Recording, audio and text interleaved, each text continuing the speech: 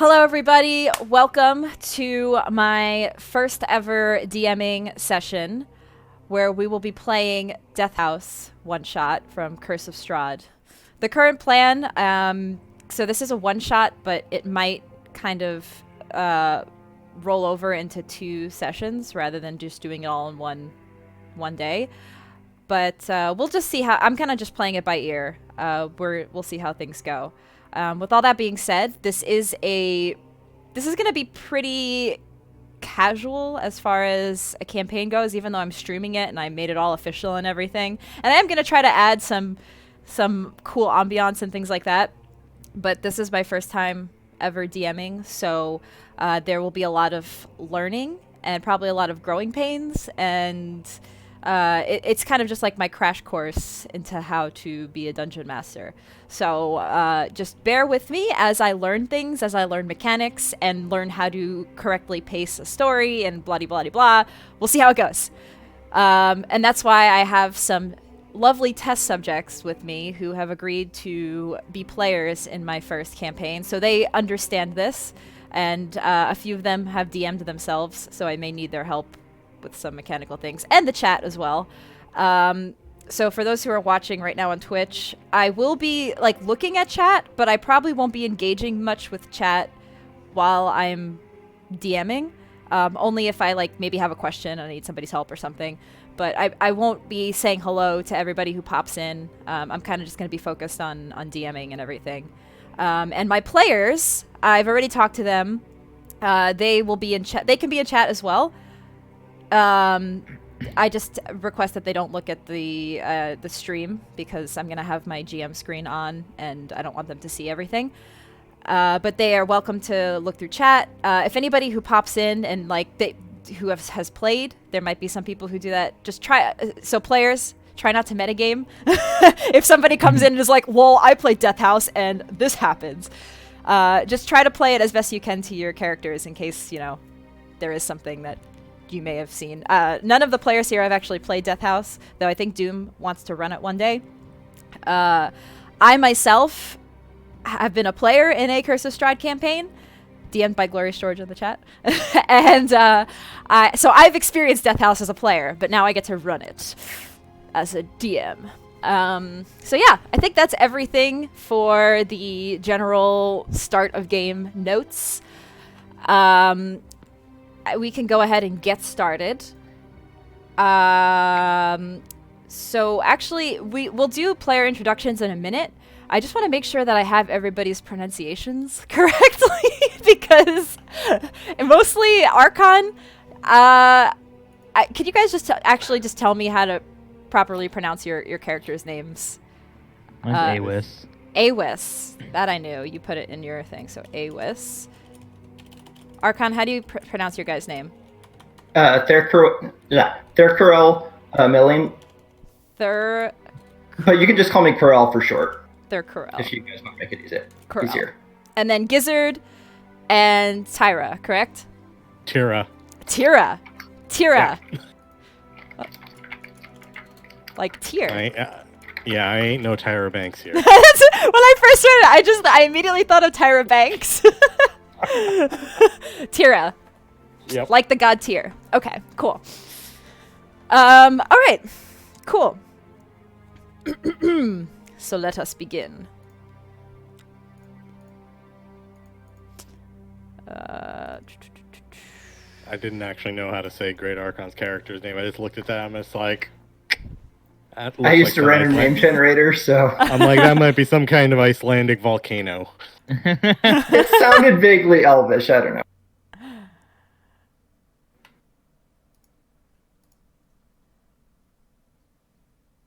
Okay. Ooh, I love this music. Okay. Our story takes place in a land called Barovia, a dark and glooming land. But not much is known about Barovia from the outside world. The 4 of you have been drawn to this strange place. You don't know where you are. You don't know anything about Barovia. And you are all brought here on different accounts. Each of you come from a place in Daggerford, or not far from Daggerford, which is along the Sword Coast. You don't know each other. You've never met each other, but the four of you find yourselves brought to this place all at the same time, which is very peculiar. And the reasons are unknown to you. So, Thurkarel and Gizzard, the two of you were in Daggerford, and you saw a notice board that spoke of some that needed some help.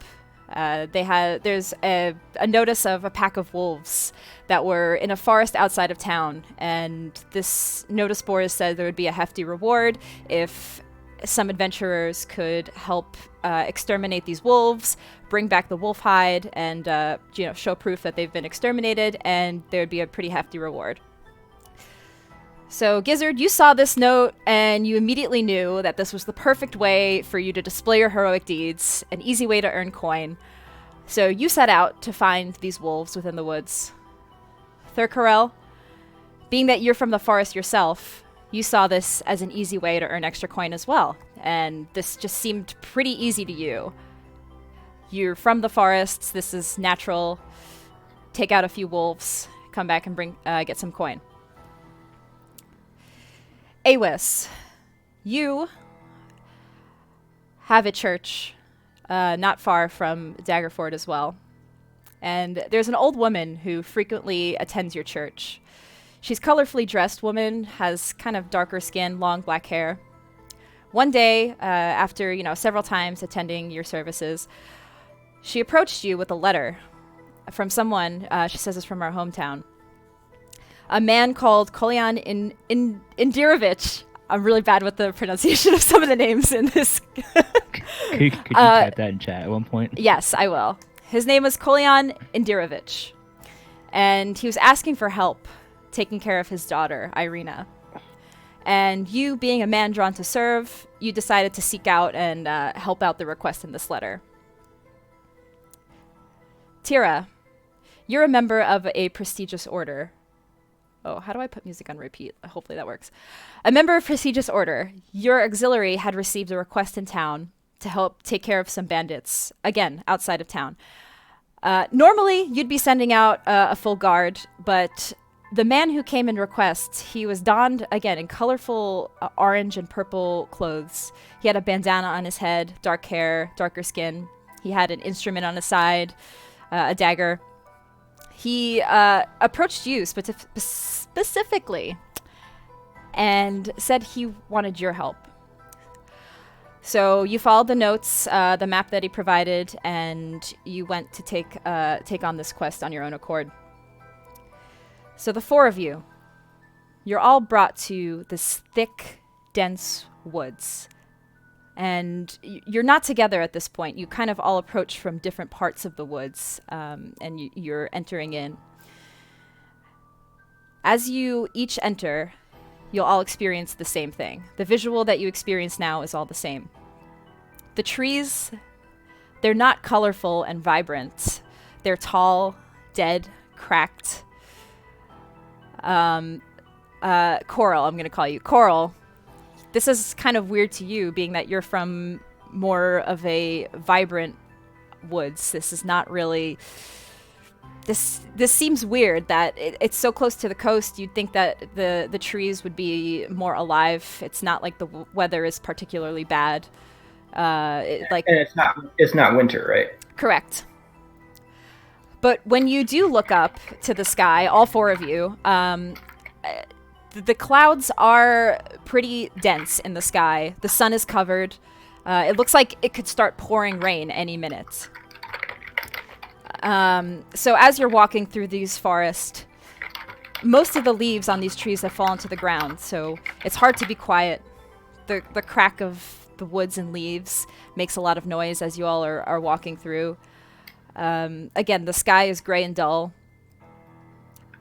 You try to do your survival checks, make sure you cover your tracks. Most of you, although you're not seasoned adventurers, the four of you have been out and you know how to take care of yourselves when going out alone. So you try to cover your tracks. And you continue traveling. Again, Tira, you're looking for tracks and signs of bandits. Gizzard and Coral, you guys are looking for your own signs of where these wolves might be. You don't really find much at first, and it's kind of weird. So you continue moving on, continue trying to make your checks and looking around.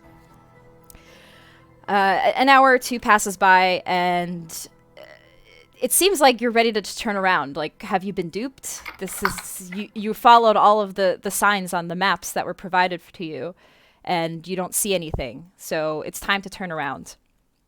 And as you begin to turn around in this woods, a dense fog begins to creep up between the trees for all of you.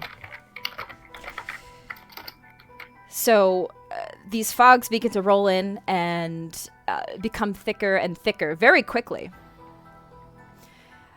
And then very soon, the four of you can't see much beyond your normal line of sight.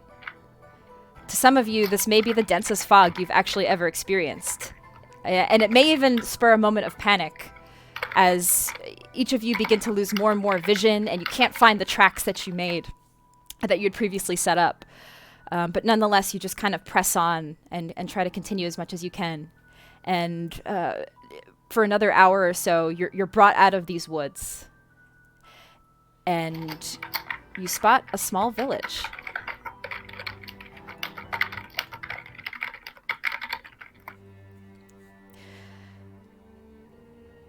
Tall shapes loom out the dense fog that surrounds everything. The muddy ground underfoot gives way to slick, wet cobblestones.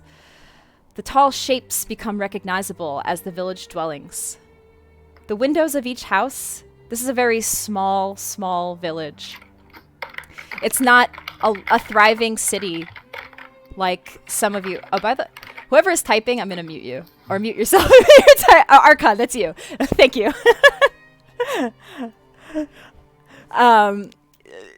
It's a small village, so it's unlike some of the cities, Tira being from Neverwinter. It's very much small compared to Neverwinter, compared to some of these other cities that some of you have been in. The fog is still there, though it's not as dense as it was when you were in the forests. So you continue to walk till you made it to this village, and the fog kind of creeps out. It's still present, but it's not as heavy as it was. So the four of you, again, you're not together. Each of you are by yourself, looming through this village. Most of the shops, if any, that you find are closed. You see some cottages, small cottages. A few of them look like there might be people in there. There's like a light on, but there's not really people walking about this town. And the one thing that you do spot is open is a very small tavern. It's the one sign of life in the city so far, or this village so far that you've seen. And I would say, Carl, you're the first one to enter into this small tavern. The sight that you are seeing when you first enter is not a lot of people. There's like maybe 4 or 5 people sitting at tables. They're dressed very in very drab clothes, not very sightly. And when you walk in, they all just kind of look at you for a second and then return to what they were doing, drinking or just staring. There is a bartender tending to some drinks, but it's very, very quiet. And shortly after, Gizzard would make his way in as well. And he's, the same sights come upon him. A few people, they look, and then they go back to what they're doing. Nobody approaches either of you. Can I order a drink and go into the kind of like the corner of the room? Yes. So like a table in the corner. When you go to the bartender, he too does not smile. He's not a very lively fellow. He says that he has 2 things. He has ale and he has one type of wine. It's called Red Dragon Crush. I'll take just an ale. That'll be 5 copper. I only have gold pieces, so I'll give him a gold piece and ask for change. He distributes the proper change. And I don't know the currency conversions, so you get some change back. But for now, just mark that you have removed 1 gold from your inventory. And so, not long after, it's kind of within, I'd say, 5 to 10 minutes, then another 30 minutes, and then after that, Tira, you enter. Same thing. You see these other 2 individuals who kind of stand out now because everybody else, these patrons of the bar, look very dull. But you see 2 other characters here, and I'll have you guys describe yourself in a minute. And then again, Awis, an old cleric, enters into the room, into the tavern. And the 4 of you, just like a typical adventure story, find yourselves in a tavern. But is this really the typical adventure story of finding yourselves in a tavern? It doesn't have the same atmosphere that the yawning portal of Waterdeep would have. It's a very dull place. You don't see other adventurers here. It's just the 4 of you and these somewhat lifeless people. Coral, since you're the first one to order an ale, can you just describe yourself to the rest of the party, what you look like since you were the first to enter? Sure. So I am a wood elf, copper skin, been on the short side for an elf, about 5 feet, 5 inches, 130 pounds, jet black hair, blue eyes, kind of midlife, over 300, but elves routinely live to be 700 years, so not like old age yet. Okay. So that's the sight that Gizzard sees when he walks in next. And Gizzard, can you describe yourself? Yeah. So Gizzard is he's about 34 years old, got green scales as he's a lizard folk. And he stands about a little bit over 6 feet tall. And he's pretty average weight for what a human would be, possibly a little bit lighter than most lizard folks would be, but yeah, he's got yellow eyes, green scales, no hair or anything like that. And I suppose I would kind of go and just sit down to next to somebody that I might think know where these wolves I was sent out for might be. So you sit down. There are two gentlemen sitting. Hold on. I'm gonna adjust my audio really quick because it's a little... I tried turning up the music because they said the music was low, but now it's too loud for me to hear myself. So I'm gonna just turn it down a little bit.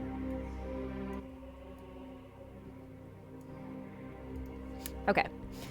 So you sit down next to these 2 men, and you try just quickly conversing with them, saying hello. They just kind of stare at you and don't say a word, which is really weird to you. Normally, I don't know. Well, maybe Gizzard is used to people not paying attention to him. They just kind of stare blankly and return to... It's almost, I'm trying to think of the right word, robotic.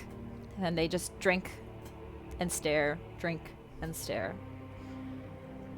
And then, not long after, Tira, she enters into the room, into the tavern. And Tira, can you describe yourself? Yep. So Tira, as she walks in, she's got this really clean and shiny chainmail. Oddly so. She's also wearing over that a blue and white tunic. That seems to be extremely well kept. she's about 5'5", and has what seems to be a flail mounted along her back with a shield. And she's got like a bright red hair with blue eyes. And oddly enough, despite like all her armor and everything being really well kept, her hair is just really kind of just disheveled and all over the place. But she'll just walk in and look around. Surprised at how dull and drab everyone in here is. Okay. And so the three of you right now, you see each other as the only lively three in this bar. Even, like I said, even the bartender himself is not exactly the most charismatic guy. You might not say anything to each other at first, as it's kind of weird, and this is a weird situation. So it's quiet for a minute, and walks in one more person. Awis, can you describe yourself for the other three?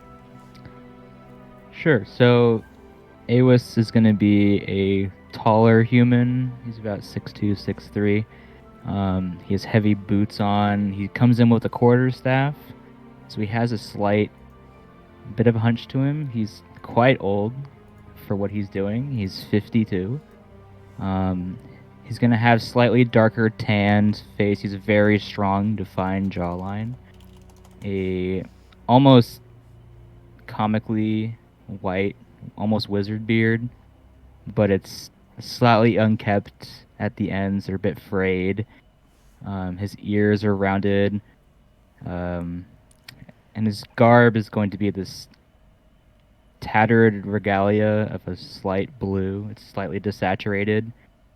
So it seems at one point Awis would have been a noble of high stature, but in recent years he's no longer taking care as best as he could, likely due to his age. But his facial features seem focused and determined to find whatever he's here for. So instead of him trying to converse... Jesus. Sorry, was that Trying to did I turn converse. the audio up? Sorry! It turned out super high. Instead of him trying to converse, he's almost hell-bent on searching for this woman that he's here to help assist. So the four of you... Oh man, this audio... I turned it up and it's killing me. It's too loud. Okay, hold on. Let me just try... I'm gonna turn it down. Yeah, can you bump it up in OBS at all? It's Yeah, I was gonna like say my try... my desktop audio is all the way up in OBS, so maybe if I turn it down... I'm gonna turn it down on my actual headset. I don't know if that actually messes with the audio in OBS, because it's desktop. Sorry, just give me one sec. Audio's so fun. Yeah. I need a mix, like a mix amp thing to adjust all my audio. Yeah. I forgot to mention Awis is bald.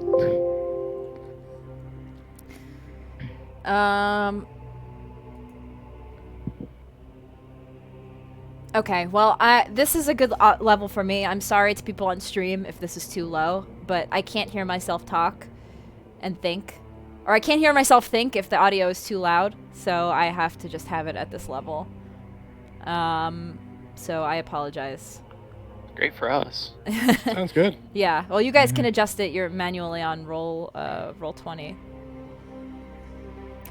Okay, so the four of you are now it's getting really awkward because there's four of you here, not a lot of other people. Again, it's not a lively, bustling tavern where you would get lost in the crowd. It's four people among these lifeless people, and you all are at first just doing your own thing and sitting in the bar. Does anybody want to do anything? Awis would be walking around likely avoiding people and like just checking. He thinks he's an investigator, right? But he's obviously not too keen on what he's doing. He's just trying to think what someone would be doing that's like giving him clues. It's very clear he's not sure, but he's trying to do something. Okay. I'm gonna go over to the bartender and try to start a conversation with him. Just asking him, what town is this, and that I seem to have gotten turned around while I was in the forest. This is the village of Barovia, he says to you. I'm gonna try to rack my brain, going, I don't recall a Barovia being in the forest that I was searching for bandits. Whereabouts is this town? We are in Barovia, and this is the village of Barovia, he tells you. Not a man of many words. And that's about all he says to you. I'm gonna sit down at the bar and ask for a drink while I ponder. We have ale and Red Dragon Crush wine. I will try this Red Dragon Crush wine. Okay. He pours you a glass. That will be 1 silver. I will slide a silver piece across the table. Okay. And he hands you a Red Dragon Crush, which, give me 1 second. When you look at, no, man, I'm not prepared for this. It's a nice label. It has, when you see him pouring the wine, it's this label, with a red dragon on the front, obviously, and a little sign, or like looking at it very quickly from you glancing at it, it says the name of the wine, and then underneath says Wizard of the Vines. And he pours it and hands it to you. You take a sip, and it is very tasty. It is a good tasting wine. You would think in a place like this they would have really bad drinks, but this wine tastes delicious. I'm gonna just like kind of nod my head and just keep drinking the wine. Surprised that it's tasty. So that's what it looks like. I posted in the Discord. So the four of you, you were traveling through these woods for quite some time. When you were looking outside, you can't really see the sun because, again, the clouds were very, very dense in the air, covering up the sun. But from your own, tracking of time, you knew that it would at least be close to dusk at this point. And if there was a sun, it would be going down, and it would be getting close to nighttime. Which is really unfortunate, because if you wanted to turn around and go back through the woods to head back to Daggerford, you would have to risk going through the woods at night, which you could do. Coral, you may think that's totally fine, but it's not the ideal thing to go back through the woods at night. Which you're more than welcome to, consider that option. But you do know it's dark, and it's going to be getting dark soon, the four of you. I think I would actually try to ask the bartender if he knows what direction Daggerford is or how far it is, because in the fog I've kind of lost my way. I do not know of a Daggerfoot, he tells you. There is 2 paths in and out of the village. If you exit, you follow one path south, and there is one north that goes more into Barovia.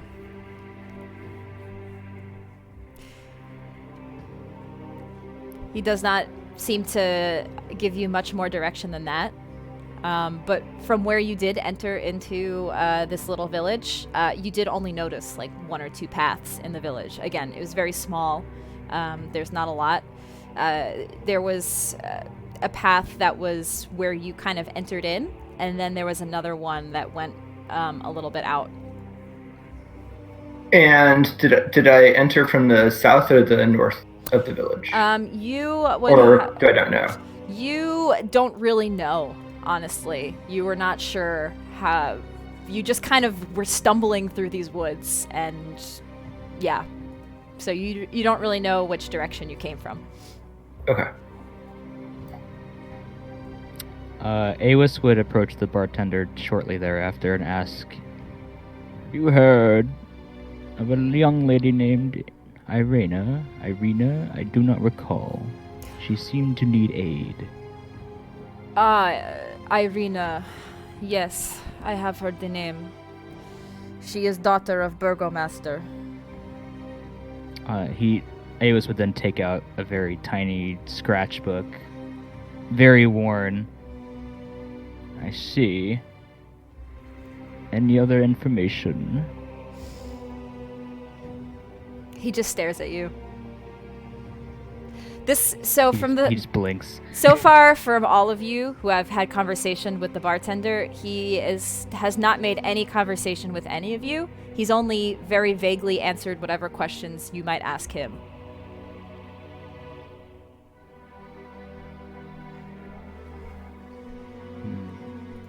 And can I take a look at the patrons, see if any of them look kind of wealthy, or if they all look more... None of them look very wealthy at all. They do not look... They are wearing very dull clothes, one wearing like a very gray cloak, one has like a hat on that's also kind of a grayish color, and a tan jacket. They don't look very lavish. They just look very plain. Okay. Sorry, what did you say Irina was?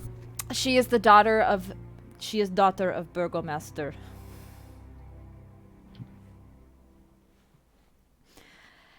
And so, again, you guys all are sitting here and you see each other conversing.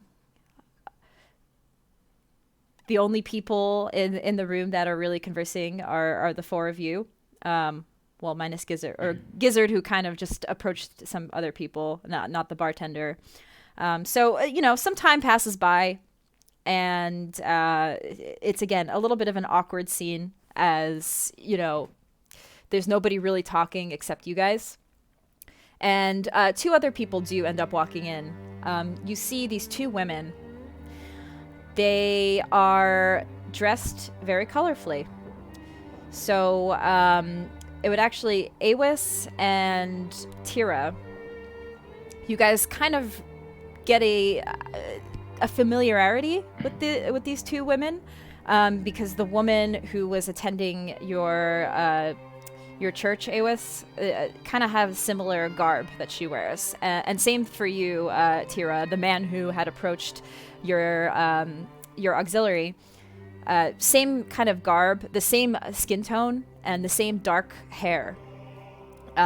These two women, they walk in, and they are more lively than all of the people in this bar. They are chatting with each other, and they sit down at a table. You said the woman at the church was a regular. Did I know her name? You did, yes. One sec.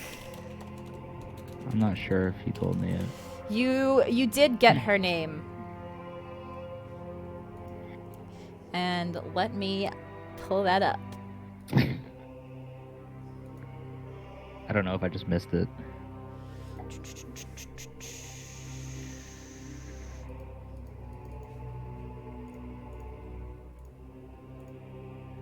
And I'll just say as well that at some point Gizzard Wood had eventually walked up to the bar and asked for water, if he had any. Yes, the bartender does have water.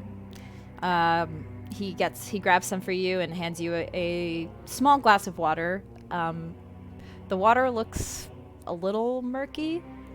It looks still kind of drinkable, but just, No issue for Gizzard. Yeah.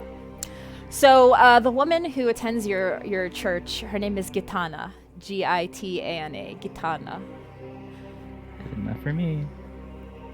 So Awis would then approach the two at the table. Gitana, it is so wonderful to see you once again. I hope your family has been well since the last service. The two women just kind of stare at each other and then look at you. Gitana. There is no Gitana here, one of the women says. He would stare blankly and observe the one lady who he would assume would have been Gitana. Oh, my dearest apologies. You do look like quite a friend from my old town. Do accept my apology for my interruption. The two women, again, they start looking at each other, look back at you. They don't say anything, but they just kind of look at you and observe, look at your clothes, look at what you have on your back. They're kind of like, not eyeing you up in a suggestive way, but in a, like... Concerned way? Yes. He would bow his head, again, apologize, and return to the bar, noting once again in his sketchbook, something must be amiss around this place. He seems to very much keep to himself, deep in his own thoughts, confused in all situations. Beginning to question his own age, perhaps he's just going mad. So the two women, they're just continue conversing among themselves. One of them pulls out a deck of cards, and she's like, I don't know if she's playing them or you can't really tell, but they're just they're kind of just doing their own thing as well. But again, is there anything that any of you else would like to do? I suppose I'll turn to the rest of the group here and basically ask if they have seen any wolves. That's what I'm looking for. So do you just yell it in the bar, like, have any of you seen any wolves, or do you just like, do you approach one of them, or? Yeah, I would just walk to some of the people that are sitting at the bar here. Basically ask, have any of you seen any wolves around here? Do I hear that? I would say yes. It's a pretty small tavern in general, so all of you have kind of heard each other's conversations already in some way. Not like fully hear it, but just kind of a few words, because it's a pretty small place. So I'd go over and say, I haven't seen wolves, but I've been looking for them, and I saw some of their tracks this morning. That's kind of how I found myself in this town. Oh, good. I am looking for some for a reward from Daggerford, but I have ended up here. I think you and I are competing for the same reward, friend. Oh, perhaps you want to join me. Fine by me. If you know how to handle yourself. Avis would kind of rub his eyes, like, I don't know how any of you see anything in this damned fog. Well, the tracks I saw were before the fog, but once I saw the fog, I lost the tracks. I was out looking for bandits that I've been told were causing trouble, and I appear to have gotten turned around as well. Yet, I seem we are all much further away from where we intended to be. Were you also leaving from Daggerford? Yes, I believe so. Avis would nod as well. Perhaps you were all meant to meet me. So just kind of has a big smile on his face. I'm gonna raise an eyebrow. And your name is? Kind of like shakes himself a little bit and stands up as straight as he can. He introduces himself as, I am King Gizzard. King? King of what? Well, nothing yet. Avis would kind of smirk. And I'll introduce myself as Thurkerel. but you can call me Krell for short. I am Tira of the Radiant Heart Auxiliary. Been My traveling for some time. And I am Awis. I am growing old, and every day I begin to question whether my path is a destined one by some force. Or perhaps it is my own mistakes in life have led me to this place.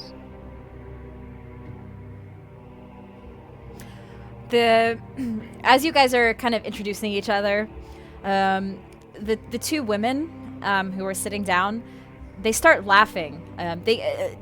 You guys are not. They can hear your conversation to a degree, and so you can kind of pick up that maybe they were listening, and they just begin laughing to themselves.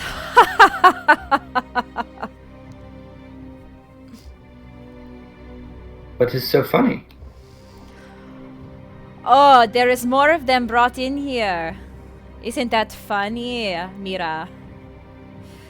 Yes, more of these people with the swords on their back, the crossbows on their back. They come in here to this tavern, not knowing how they got here, coming from notices and letters. They come into this bar and then they never return. It's nice to see new ones in here, isn't that right, Anis? Aye, it is nice. And they start laughing again. Awis would quiver an eyebrow, peering over to the two ladies. But where do they go if they do not return? That is good question, old man. Where do they go? We don't Wizard know. would chime in. Wizard would chime in and say, "They must not like this place very much." Who could blame them? It's not many people like Barovia, but there's not a choice when you're here. You just have to survive. Against what do Say there's always people a have to choice. survive? You will soon find out, child. You will soon find out. What keeps their fate from reaching you? We have special favor here in Barovia. We don't have to worry. But you people like you that enter in with the happy glisten in your eyes, ready to fight monsters, slay wolves. We've heard that one before. And the other one laughs as she says that. You do not have the same fate as us. My music. My music. Do we share the same fate as the music? Yes. Just looping forever. It just ends.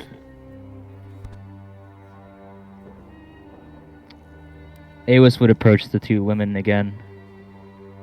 Tell me, the people who came before, when they left, where did they go? We don't know. People come in, they look around, they leave. The mist is very strong here. You can't see much. But I can tell you that anybody who has come in here, we never see them again. Besides the usual villagers. He would sketch down in his notebook more of these notes.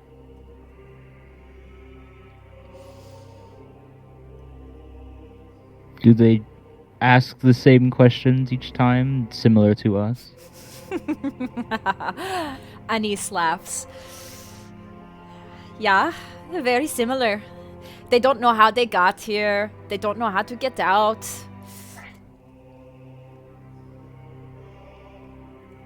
Is the tavern also an inn, or is it only only a tavern? From what you have seen so far, from your observation, you do not see any signs of an inn here. Okay. Well, this is an interesting predicament we seem to find ourselves in then. Very interesting indeed. Why would you think it's interesting, though? if you've seen so many adventurers, so to speak, come and go. Girl, you see the people here. They are very drab. It is interesting. It is entertaining to see new blood come in here. So it is a interesting predicament indeed. He would look. Awas would look between the group and then the ladies. If you were them, or us, what would you do differently? The two look at each other. Just be smart. Don't be stupid. He doesn't like those who are stupid. He would raise an eyebrow. They don't say anything. They just smirk at each other. Where will we find him if we wish to speak to him? You won't find him. He'll find you. Under what circumstances? You know, you four ask more questions than the regular ones that come through. This is good. It means you might be smarter. In the meantime, I'm going to turn to the bartender and be like, how much for a bottle of this Red Dragon Crush? A fresh bottle. Unopened. He looks up at his very limited stock. For a bottle, it is 1 gold piece. I assume I have 1 gold piece. I wasn't sure exactly how much I had. Whatever your adventure starter, I believe all, like, Whatever you get with your background. the generic adventure starting, you get some gold, like 10 gold pieces or something.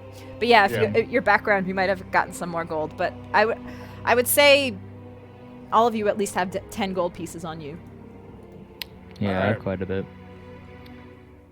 I will spend at least one of those, and I will just keep my tab on negative for what I've spent so far.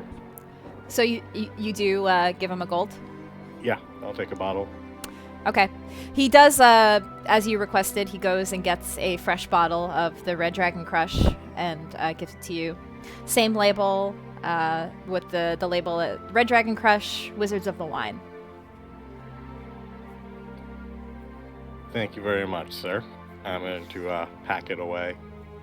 Okay, so you can add 1 bottle of Red Dragon Crush to your inventory. You never know when you're going to need good wine. It's true. And it is good wine. I'd like to inquire into the barkeep a couple questions about the town.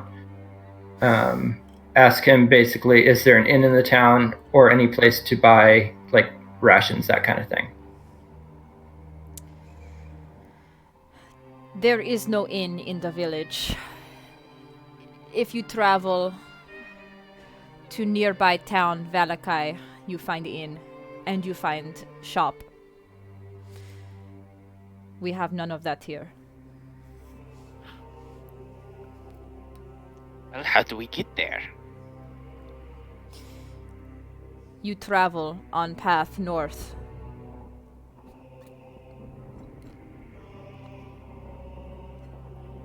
North it is, then. And how far is it? How long does it take? Getting fairly late. About he would tell you it takes about not a full half-day journey, but maybe like 5-hour journey. 5-hour journey by foot.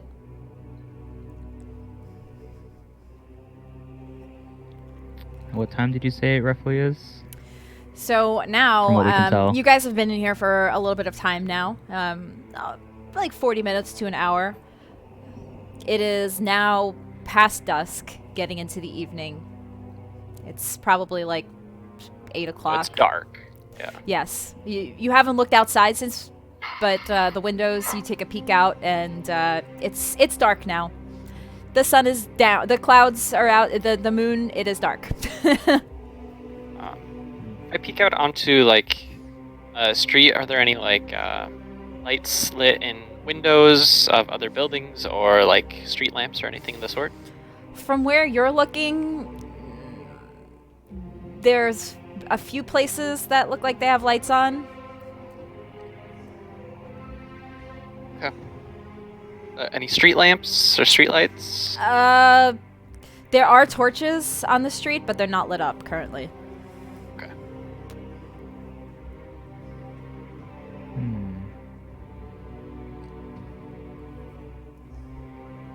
I would ask the barkeep, or Awis would. Do you have a basement in this inn? We have no basement here. He would quietly nod to himself.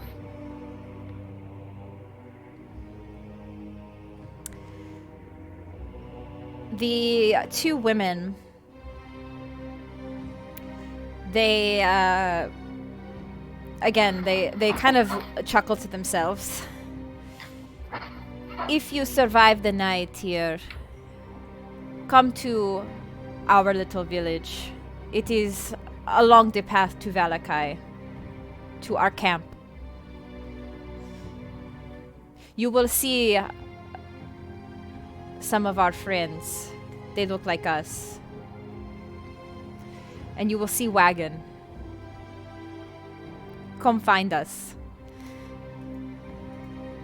Mira is my name. And Anis is mine. And the two of them get up and leave. Awis would, feeling no sense of connection to the group he's so far made, take his staff, stand, and walk to the doorway, kind of peering out into the darkness in front of him. Okay.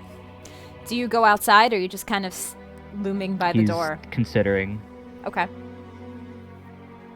I'll kind of shout out to him and ask, are you leaving? Where else is there to be but not here?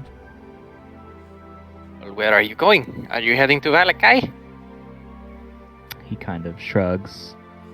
As I stand up, I'm going to cast a spell on my shield, so that my shield puts out a deep red light, and I'm going to be like, I am on my way to Valakai, seeing as there's no other reason for me to be here. I'm going to start proceeding towards the doorway. Perhaps it would be safer to travel together? I do not disagree, if you care to join me. I would All like right. to sleep. Yes, I would like to sleep at an inn. It has been a while. It will be a journey. We best be safe together. And also, Gizzard is going to kind of snap his fingers and hold his hands up high as light emanates from his hands. Okay, so wait, what did you cast, Tira? I cast light.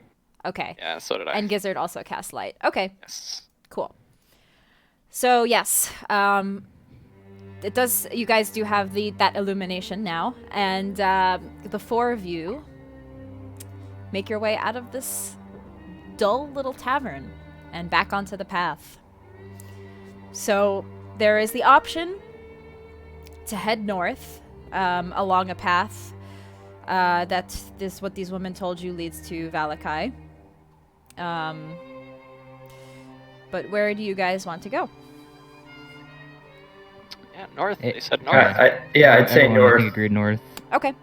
I'm willing to take the lead if you guys want. Awis wouldn't have any preference. He just kind of follows. I think I should take the lead. So, All right. as you guys, so Gizzard's taking the lead, or Of course. Okay. You should follow me. All right. I'll follow him. okay, And then probably Awis third, and then Tira with the light behind. So you have light on both ends. Good marching orders. Okay, so the four of you, with Gizzard in the front, begin walking north on this path in this small village. And it's dark out. You do still see these mists around you. Currently, it's not as dense as it was in the woods, but it is still pretty significant. And as you're making your way along this path, you're looking at the different small cottages that are still here. You see one house that kind of stands out, just again along the path. It's a little bit off of the path here, but it's a 3-story house that is significantly bigger than all of the other little cottages that you've seen. And Gizzard, you would be the first one to spot this as you're walking along this path. You see 2 figures in the distance, and it's not those women that you saw. It's actually very small figures. It's 2 children. And you see 2 children just kind of standing along the side of the path as you're walking. All right. I suppose we'll keep walking towards them. I'll shout out. Well, not shout out, but I'll kind of just pass down. Play a game of telephone. There are 2 children ahead. You should go talk to them. I'll continue approaching them. So as you approach a little bit closer to the 2 children, you hear faint crying. Oh god, we shining. And now, since you have your light shining, and you get a little bit closer, you see what the children look like. And hold on, I have a handout for this. Show See to if you can players. figure it out. Show to everyone. So you see these 2 children. The taller one is a girl, and she's kind of clutching her the little boy next to her in her hand, or just kind of her arms around this little boy who has this doll that he's clutching as well. The boy is whimpering to himself, and the little girl crying. And as you get closer, she goes, "Please, please help us." Are you hurt? Are you lost? No, we need help. There is a monster in our house. Monster? What kind of monster? We don't They're know. wolves? We don't know. And just give me 1 second, actually. I have to pull up, because I realized that all my tabs got closed. When I restarted.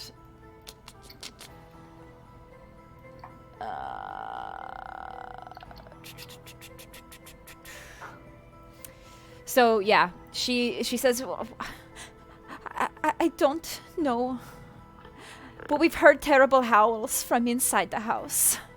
And she points to this 3-story house that is behind her, not too far away.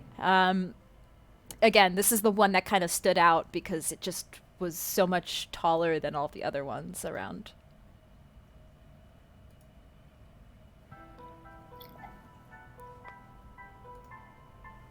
Do you have a place of safety to go Well, in the meantime? no, we want to go inside our house, but the monster is there. What does this monster look like? We don't know. We've just heard it. And our mom and dad are in there too. Well, what did it sound like then? It is howling. Howling? And Perhaps the wolves. our baby brother, he's still in there. Our baby brother, he he is still inside. If there are wolves inside of your house, I think we can collect on our reward. Please help us. Corel smiles a little bit as you mentioned the reward. Are there any other ways into this house other than the front door? We don't know. How do you not know for your own house? We just go to the front door. Did it come from? Oh wait. It Yeah. came from the basement. Yeah. The howling is from the basement. Okay. King Gizzard will begin walking by himself if he has to towards the front door. I'm gonna start walking as well, but draw my weapons. Awas I'm will follow gonna- behind them. Before I leave them, I'm going to ask, do you need any light? I can offer you a candle. The girl nods her head and takes the candle from you. Okay, and I will light it and then hand it to her. Thank you. And hearing this, Gizzard is actually going to turn around and he's going to say, "Actually, I have these torches which I don't need." And he's going to drop all 10 of his torches down at their feet. Jesus. The little girl just kind of like looks at the torches. She doesn't try taking them or anything. She just looks and continues sniffling. Okay. Gizzard just like kind of nods at her like expectantly and then turns around. It's like, "You'll be plenty of light now." He turns back around, starts heading towards the house. I will follow Gizzard.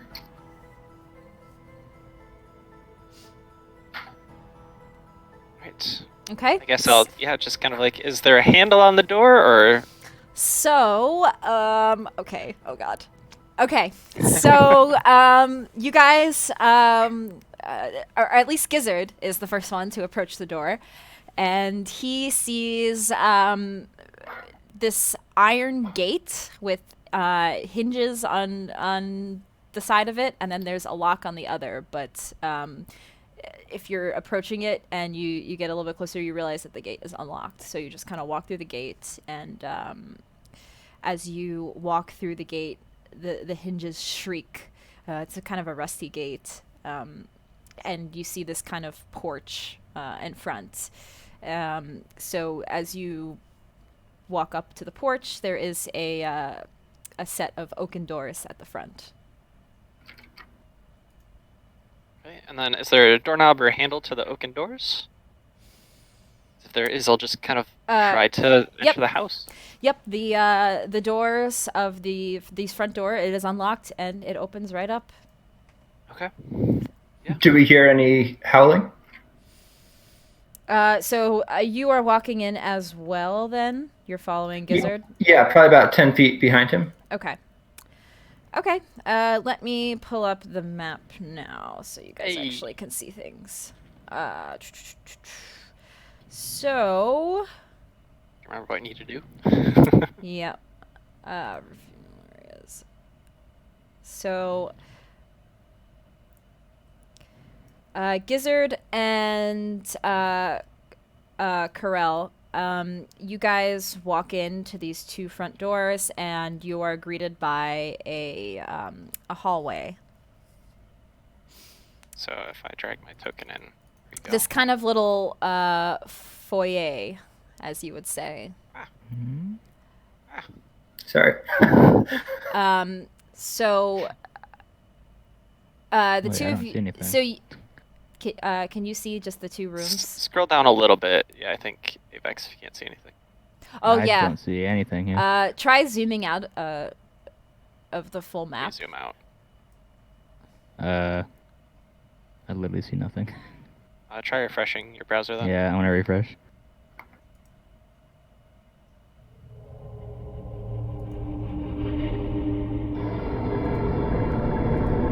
Oh, Jesus. Spooky. Hold on, I'm trying to pick the right music.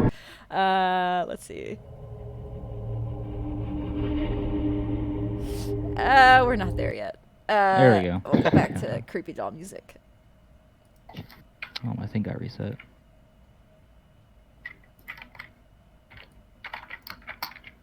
creepy doll music. Why is it not playing? There. Creepy doll music. Okay, we might have to go to.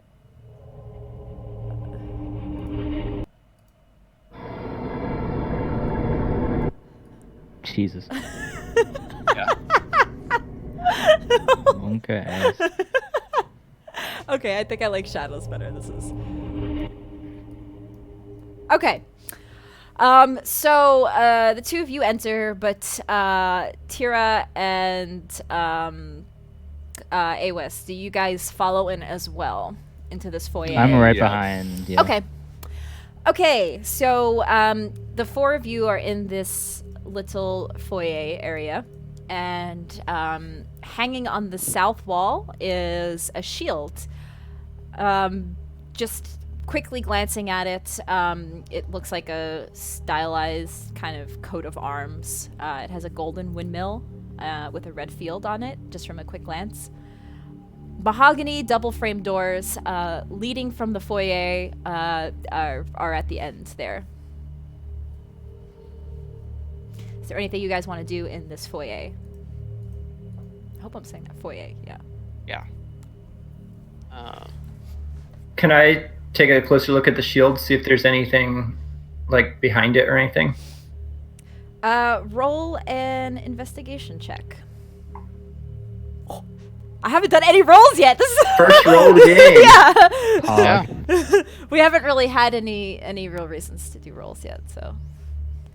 21? Is that correct? Yeah. Let me just actually put this on repeat.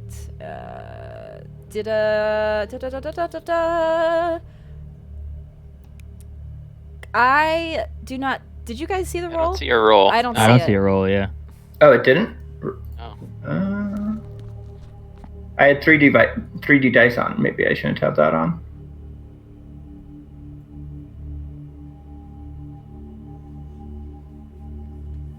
Let me try again. Oh, is there an option to... Maybe I have the option of who to send it to? Yeah. Question mark. Because you can whisper it just to the DM. Yeah. I mean, I just clicked the skill, but... Yeah. Um, You should just automatically put it in the public. Yeah. Put it- 'Cause you I could don't- just type, yeah, I don't slash see R anything at all. Yeah. 20.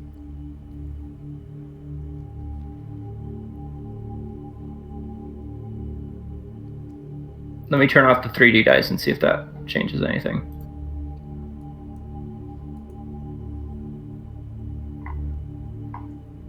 Do you have talk to your cell phone? There we go. There we go. Hey. Okay. Oh, you have to go to your character sheet and then under the little gear icon, change the roll queries to advantage toggle because you have it on by default, I think. It doesn't matter too much, but There we go. you can if Okay. you want to. So the first visible roll. Yeah, this is weird that it's 8 and 11. We'll go with the 11, I guess, because it's. No, it should be the 8. It should be the the one 8. on the left. Eight. Yeah. Oh, is Yeah. it? Okay. Yeah. Yeah, it's first roll, second roll. So. Okay. So, just quickly glancing over the shield, you don't see anything behind it or anything like that. The shield itself, you would know it's not really. It doesn't look like it's an actual usable shield for combat. It's just more of a decorative coat of arms type shield. That's all you really gather from this.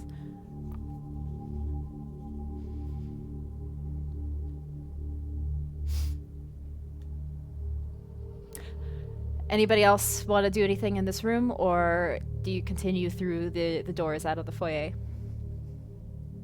Awes doesn't have anything on his mind. User would continue forward.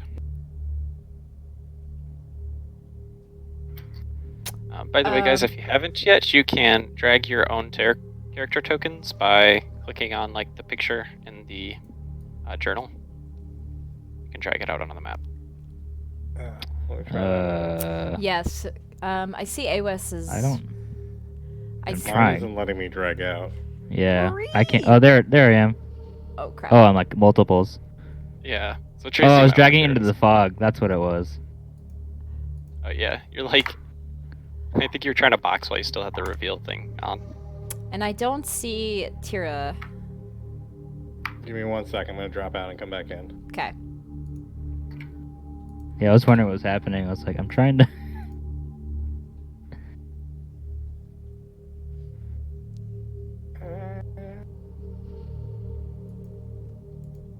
Alright. Yeah, actually, you might have to just click on the name to be able to track it. Oh, yep, there we go. Cool. You have everyone. Did I break Cool. the fog of war? No, like little I. purple boxes. I That was did. Tracy. Oh, Tracy was trying to box. Yeah, she was trying to box your token with the And, reveal yeah. still. And also, Tracy kind of has the map set up a little bit off grid. Oops. Yeah. Triggered. If you hold down Alt, you can place your character wherever you want. Yeah, there we go. Hold on, I'm turning it off. I can't see I'm anything. gonna I'm read. blind. Suddenly, all of the lights go out. My dark vision stopped I'm working. 52. Yeah. I can go blind at any moment. Hold on. Reveal areas. Okay, let's reset that. Cool. Okay. There we go. Everybody's dead. So Got you it. make your way through the doors, and you'll get into this much bigger room. So a wide hall runs down, all the way down, and there is a black marble fireplace at one end. So, oop, that's not the tag, the ping. How do I ping? If you go to the cursor and you just hold down, Oh. not like that. Uh-oh. Shit!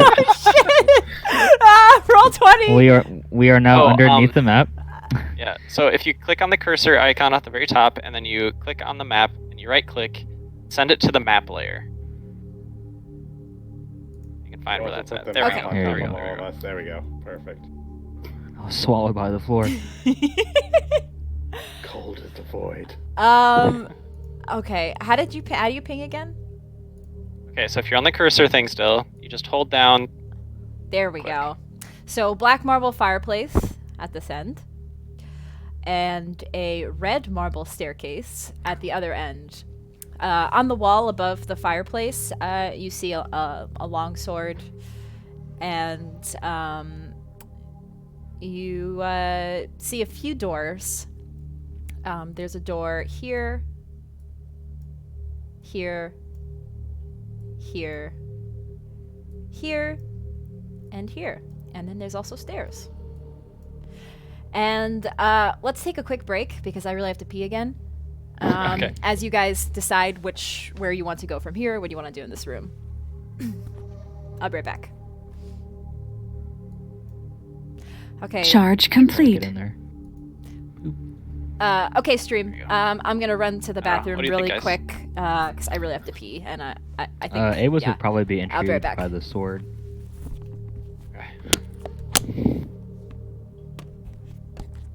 Mic off.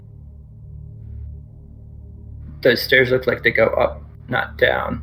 We were told the howling was in the basement, right? Mm-hmm. Correct. Have we heard any howling since we've come in here? I don't think She she hasn't said said that anything yet. Kind of what I wanted to do though. As soon as she comes Yeah. back. That's Perception exactly Yeah. what I was thinking.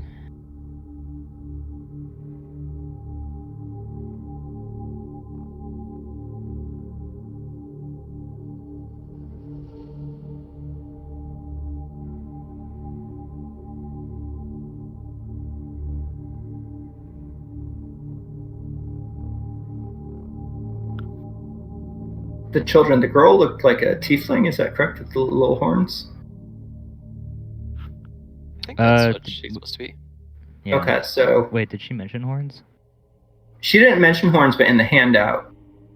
Are those Those horns? look I like think that's horns. part of the. Oh, that's part of the cloak? Oh, that's part of the cloak. Yeah.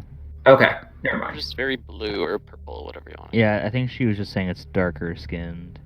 I'm just thinking if we Blue Find Vegeta. any adults, we want to make sure that we don't harm the parents.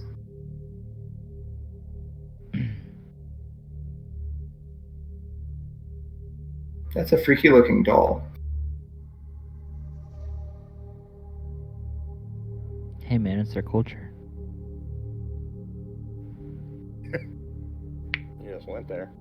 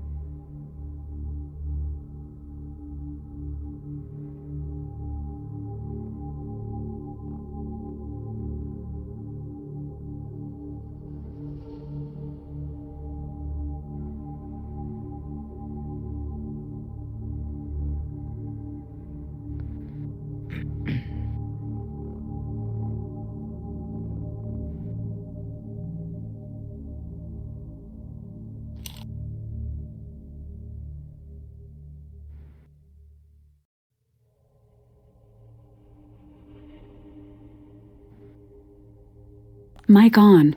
Okay, everybody, I return.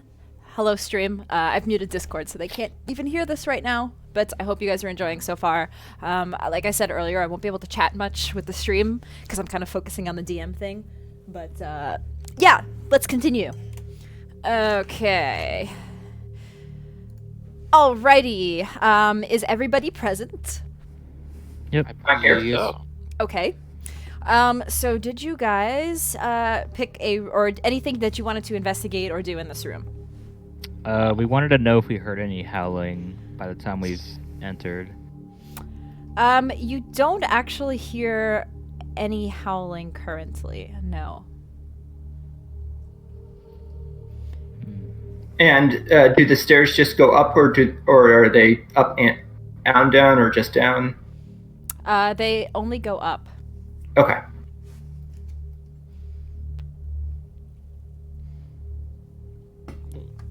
Interesting. I kind of want to look at the doorway in front of Awis. The doorway in front. That one right there. Yeah. Okay.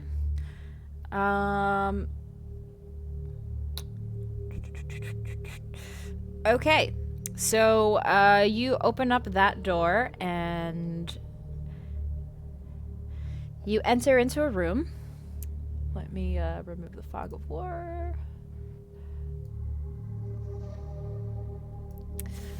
So this room looks very much like a dining room. The centerpiece is this wood-paneled dining room is a carved mahogany table surrounded by 8 high-backed chairs. They have sculpted armrests and cushioned seats. There's a crystal chandelier above the table. And there's a lot of silverware polished with dazzling shine. And there's another fireplace at the end here. And it is... there's, again, a mahogany-framed painting of an alpine veil above the fireplace.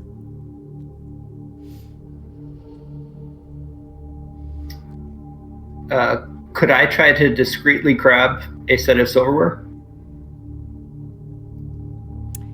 Yes. You pick up silverware, and if you want to hold on to it, you're welcome to. But it's very, very nice.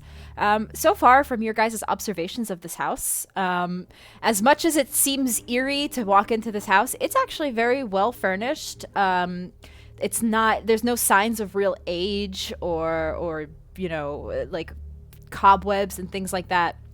It looks like just a very well polished house. Obviously, so far you haven't seen anybody, but everything just looks really, really nice in this house. Very lavish. As a noble, would Awis notice like the quality of certain objects, like evaluating what things are like here? Like, it's wealthy, but is it like really, really rich? Roll me a. I'm actually. So you're looking around, so I'm gonna actually have you roll me a perception check. Perception. So is that a 5? Yeah, 5, one on the left is the one. That's a you did. super low roll. So you're not really. Rolled a 2. You look around and you see everything's really, really nice. Being that you are noble yourself, you can just tell that maybe some fine, well-off aristocrats lived in this house or live in this house. Okay. He doesn't say anything that should be pretty apparent to everyone in the room. Okay. Anybody else want to do anything, or what? You mentioned there was a painting. Do I notice anything strange about the painting, or like check behind it, see if there's a safe behind it, that kind of thing? Yeah, roll me a perception check as well. Okay. 10. So looking at the painting, you look behind it and everything. There's nothing really off about what you see so far, but looking deep into the painting, you see twisted faces carved into the tree trunks of the painting, and wolves lurking around in the carved foliage of this painting. You wouldn't see that at first, but upon looking a little bit deeper, you saw that.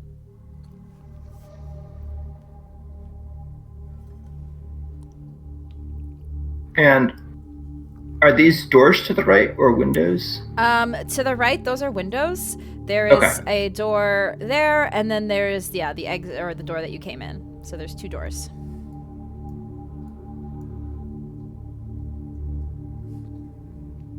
Wizard would basically pop his head in there, take a quick glance around, and ask, "Wolves in here, right?" There are wolves in the painting, but I don't think that's what we're here for. no. Yes, and I'll go over and just look at the painting, for a little while. Okay. Do you, if you want to... Can I actually make... So I have a dagger. I would like to go... Yes, I am going to go and cut out, like, the wolves in the painting. Oh my god. Okay, yeah. Pocket them. Jesus. Say, just in case. Why not just steal the whole painting? I need the whole painting. Just need the wolves. Oh, Awis was saying that, sorry. I was too busy okay. laughing, I couldn't put the accent on. Roll me Wizard will respond in the same way. We just need the wolves. Roll me a survival. I'm trying to think. Roll me. Maybe sleight of hand? Roll me a sleight of hand check. 14. Okay, so yes, you're able to take this painting off of the wall. It's just hanging, mounted to the wall. I don't even want to take it off the wall. I just want to cut out the wolves. Just like stab my dagger in. Okay. What about like performance? Well, with the sleight of hand, a 14, you do start carving into the painting, but it does kind of move from the wall and begins to fall off. The painting just falls from and hits the mantle with your knife in it. You are you're able to kind of move out of the way as it's falling off the wall, but it just kind of falls down off the mantle, past the mantle of the fireplace onto the ground with your knife in it. Does that make a considerable a noise or It makes a little like clink, clink, clink. thump? Yeah. I'm just gonna like look back at the party and be. You think they'll notice? It was kind of just like awkwardly scoots back and then closes the door behind him. So Hopefully not. We're all in the room. Do I manage to cut out any of the wolves, or like do I have to continue? I would like to try for a little while to just. yes. After it falls onto the ground, you do continue to cut it out, and you cut out the part of the portrait with the wolves.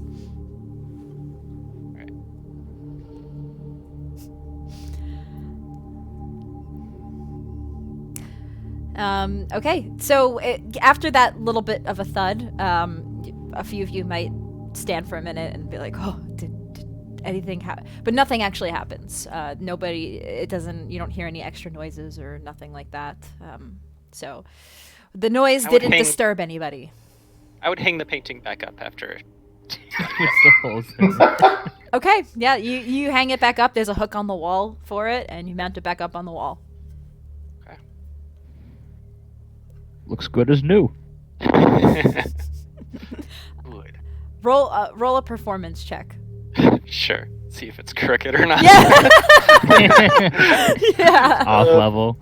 7. It is definitely there is a slant to it, and you try to move it back so that it's straight, but it keeps slanting to the right a little bit, and you just kind of keep trying. Can Awis come and help? Did you lock him in the room, or did you leave them in the room, or you're in the room? No, I closed the door so behind that us. it's all of us in the room. Yeah. Okay, gotcha. Yes, roll a performance check, Awis. We're doing performance for this one. Okay.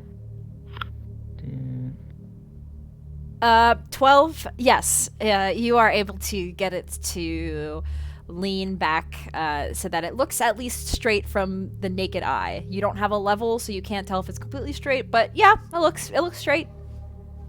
Looks And good. while they're distracted with the painting, could I try to discreetly grab a second set of silverware?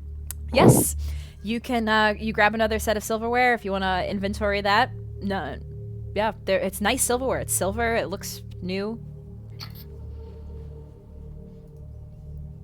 How discreetly is discreetly? Roll a sleight of hand to see if anybody else sees you pocketing. 10. I've got to pass a 13, so. Even though the lot of them, or at least maybe not Tira, but Awis and Gizzard are distracted by putting this painting on the wall, Sure. they do kind of look over and they do see you doing something on the table. They see, they don't see exactly what you pocketed, but they're like, "Oh, you're taking something off the table." You son of a bitch. I don't really care.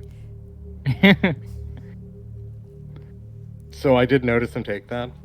Yes, Tira, you did kind of straight up see him take Say it. I would put those back. Those are not yours. You came in here. Okay, with I will that put back one set. Awis would overhear. These are worth quite a bit of gold, I'm sure. Yes, but they are not ours to take. He We would came kind in of here to shrug. help people, did we not? We just stole wolves off a painting. And that's probably worth more. I'm just gonna raise an eyebrow and just be like, yeah, you got me there. Hold up like a little scrap of the painting and be like, I can't really put it back now, though. All right, I'm gonna head Yeah, I back can to do the it. room with the longsword and the stairs. Okay. Suppose, yeah, I've got what I wanted out of this room, so I'll begin heading out as well. Did you say there was anything special about the other side of the room for the painting room? The dining room? The dining room. I didn't write down. I forgot. There was The opposite side of the painting. Yes. There were on the other side. No, there was nothing else on the other side. So there's the mantle on one side. There's like these red silk drapes on the walls for the windows. These are all windows at the end here. They have these really nice red silk drapes, and there's also a tapestry that you saw as well. That's actually, that was at the end here. At the end here, there's just like a big tapestry. Okay.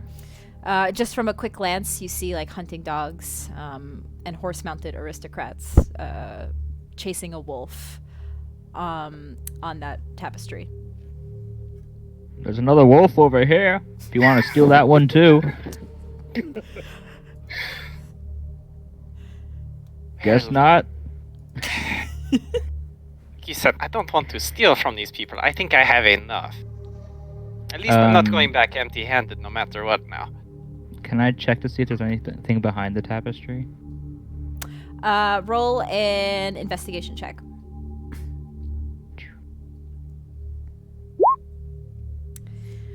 Looking behind the tapestry, nope, you see nothing. You kind of press against the walls, see if there might be some... Nope, nothing. Damn. I'll just exit the room then. Okay, so you guys are back in that main hall with the stairs. Can I open this little door? I mean, you've already revealed it on the map, but just look in. This little one? Yeah. Yes. Give me 1 second as I pull that up. So opening that up, it looks like it's just kind of like a little closet, a cloakroom. You see several black cloaks hanging from the wall, and a top hat sits on the high shelf.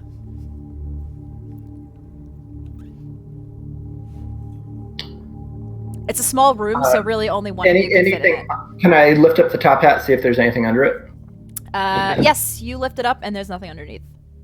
All right, I put it back and exit the room. Okay. So you guys there's a door here, there's the stairs, and then there's a door here that you haven't opened. This door right here, you would know leads back to the dining room. I suppose while he's looking in the little coat room, I would open up the door on the left-hand side. Okay. Peek inside. Peeking inside, you see this room that kind of looks like a den. You see a fireplace, and above this fireplace is a stag's head. And just peeking in again, you see 3 stuffed wolves in this room. Like taxidermied wolves. Ooh, like they're like large, fairly large? Yeah, they are Life size? They are regular size. They're like straight up taxidermied wolves. Shit. I'm just gonna look at him and be like, not yet. Well, as soon as I see it, I'm gonna at least walk into and begin heading towards wherever these taxidermy wolves are. Okay. So as you're making your way into the room, and anybody who follows in, this is what you'd see. You see 2 padded chairs draped in animal furs facing this hearth here. You see that there is an oak table between it, supporting a cask of wine. There are 2 carved wooden goblets, a pipe rack, and a candelabrum. There's a chandelier that hangs above a cloth cover table over here. A cloth covered table here, surrounded by 4 chairs. There are 2 cabinets that are against the walls. And so there's it's not on this map here, but I would say here, and here you see 3 taxidermied wolves. So you'd say this room has quite a different style from the dining room? Yes. In terms of furniture? Yeah, this looks like it's like a den, like a hunter's den or something. Yeah, it still kind of has similar of like this mahogany vibes and everything, but yeah, this just looks like a den for a hunter or something. Is the chandelier above the 4-seated table the same style as the dining one? Is it as regal? Yes. Or is it much more? Okay. So After I have entered the room, I'm going to yell out to the rest of the party and say, I think I have found what has been doing the howling. The wolves are in here. Awas would kind of rush in Yeah. and then see the taxidermy and go, I'm not helping you steal that. I'm going to go into hearing the shouting, and like, do I think he's being serious when he says that? Like, he seriously thinks the taxidermied wolves are the cause, or? Roll an insight check. 6. You're not sure. From your observations of this guy so far, this lizard folk, you're just not sure if he thinks he's real or serious or not. I'm going to say those are already dead. They can't be causing the howling. How do you know? Have you ever heard of dead things making noise? Awas would kind of shrug. Possibly. This place is strange. You heard those strange women talking. Maybe it was these wolves. Just gonna say the only strangeness I've seen so far is someone cutting some wolves out of a painting. See, now, if we take these with us, I can return the part that I cut out, and I'll reach out and hold it up. That's a bit bulky to carry with us. Yeah. Awas would reiterate. I said I'm not helping. I'm gonna turn and walk back out into the main room and start climbing the steps. Okay. So it's just me and Gizzard in the den right now? Yeah, Awas would have walked out as well, probably following. I want to look through one of the cabinets, see if there's anything valuable. I'm just gonna sit there and stare at one of the wolves, trying to figure out if I manage to carry one or more of these out of the house somehow. So It's gonna be heavy. roll a athletics check for me, Gizzard. Athletics? Or should I just do strength, I guess? Probably strength. Yeah. Same. It's a Okay, plus zero. yeah. Same modifier. Okay, Right? yeah, just roll me a strength check. Alright, well, athletics or strength, 11.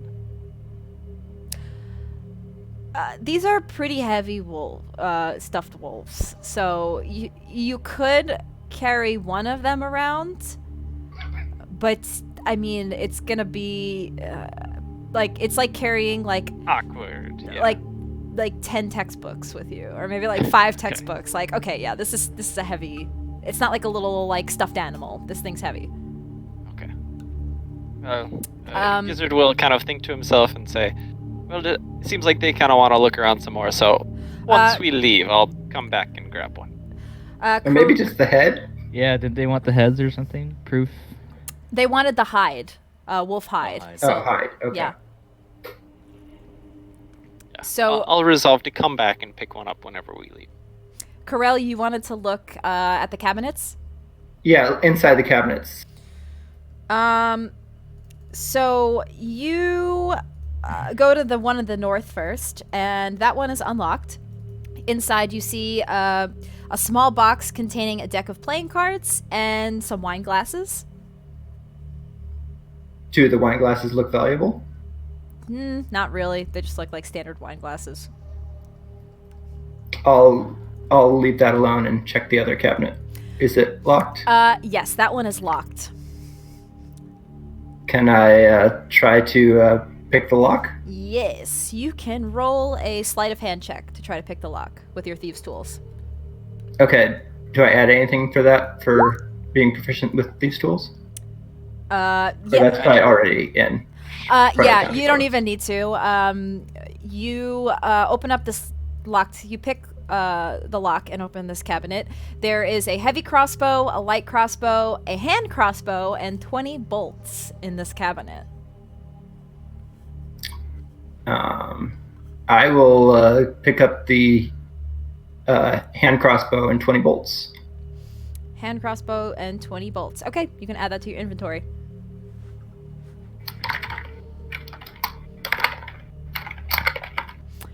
Gizzard, if you're still in the room, you would see him doing this, and What did you find? Some crossbows and some bolts. Interesting. I'm fine with what I have. Don't need more than my sling. my hands. And so, Tira, you are heading up the stairs. So Awis is with her at and this point. okay, and Awis. So the two of you go up these circular mahogany stairs, and I have to add the second floor to roll 20. Give me one moment. Mm-hmm. Everything's gonna break. I know, right? Oh god. Barovia implodes. Our characters get eaten by the floor once again. Man, when I drag and drop it onto roll 20, it like It's a 1x1 square, right? yes. Is there a way to like not do that? Not really. Okay. Sucks. Like, yeah, it has to like be pre-formatted to be able to do that. Okay. So yeah. Well, One shit. thing that you can do is you can look if you still have the picture on like your hard drive or whatever. You can look up its properties and see what its resolution is. If you right-click on it, you can set the dimensions, do what the resolution is. Okay. It'll exactly. Yeah, that's complicated. It takes a little bit, but yeah. Or you Okay. can just eyeball it. Yeah, I'm just gonna eyeball it for now. So Awis and Tira, if you look above the first Yep, I floor. see it. Okay, so Yep. that you enter into this room. Oh, you have to set it to map layer again. Yeah, I would. Hold on. Yeah. Layer, map layer. Ah! So that one is. Okay, we're just Get gonna rid of it. We're for now. outside. You're back out in the village of Barovia. No, okay. Sure is cold out here. So you enter into this hall. Unlit oil lamps are mounted on the walls. It's a very elegant looking wall. Hanging above the mantelpiece, right at the end here, is a wood framed portrait. And when you look, just a quick glance, you don't need to really roll investigation for this, you see a family. And you see a mother and a father and two children. You recognize the two children as the children that were outside. And then cradled in the father's arm, you see a baby. You on the sides here, you see these suits of armor, and these wooden doors. Each of the armor that you see clutch a spear, and they have visored helms that are shaped like a wolf's head. Oh boy. Fantastic. And I don't know how long it would have taken me to pick the lock and everything, but once I finish with that, I would have the stairs with them. okay, But I don't know how many minutes later that is or whatever. Gizzard, are you doing the same? Yeah, I would climb up the stairs. Okay. So it doesn't take too long, like a minute or two, of Tira and Awis being upstairs here. As a note, the stairs do continue to spiral up to another floor, but this is the floor that you first see.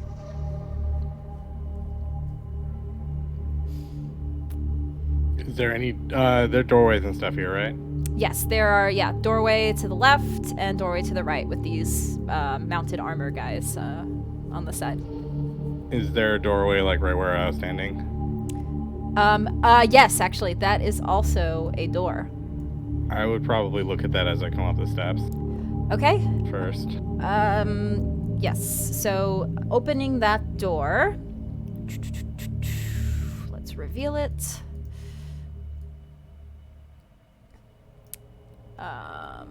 Actually, I want to make sure you see this other door in here too. That is 1 second. Okay. So in this room, it looks like a bedroom. Very undecorated bedroom.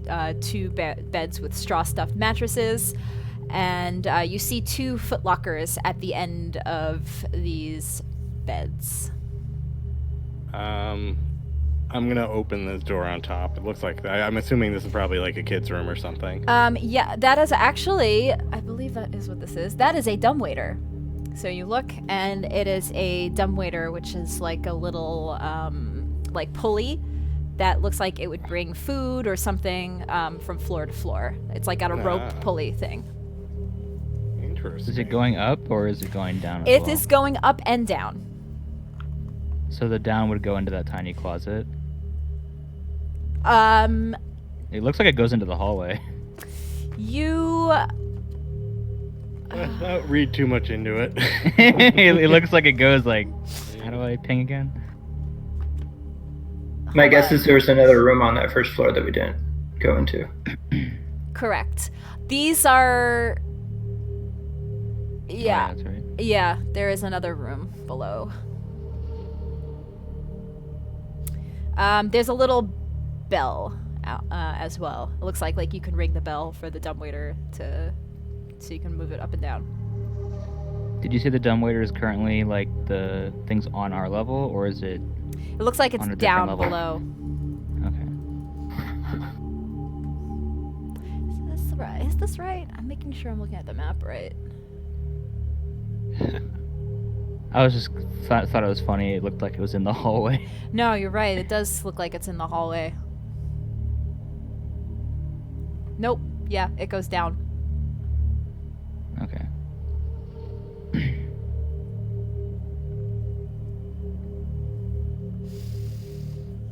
Okay. Anything else you guys want to do in this little bedroom here? I guess Awis would kind of go behind and look at the footlockers, maybe kind of like gently nudge one with its foot, see if it pops open. Yeah, you nudge it. It's unlocked and seems empty. And then the other one as well. Also empty. Strange. Do the beds look recently used? No. They look like they're made and have not been slept in recently. But there's no like layer of dust over them or anything. Nope. Nope. Okay.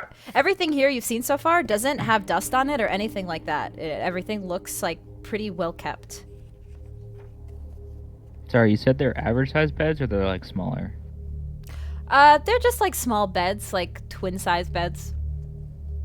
But for still like an adult, not a kid. Yeah, for an adult. Yep. Okay. They don't look very regal or anything. They're stuffed with like hay, so it's not like an actual nice mattress or anything like that. Yeah.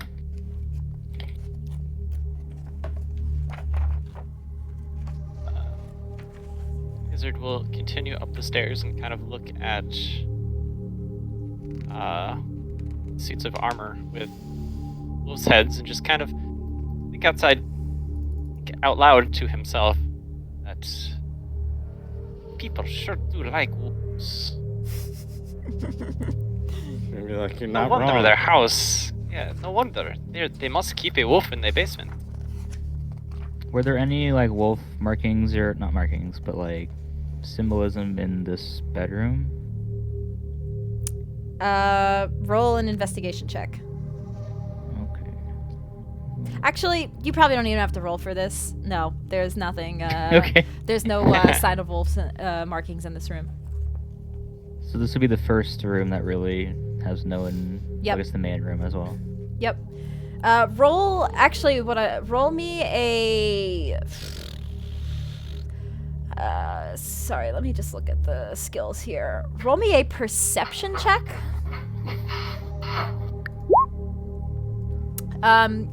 With a 15, you would. This almost looks like a servant's room or something like that. Just from your observation and your background of knowing, nobles and things like that.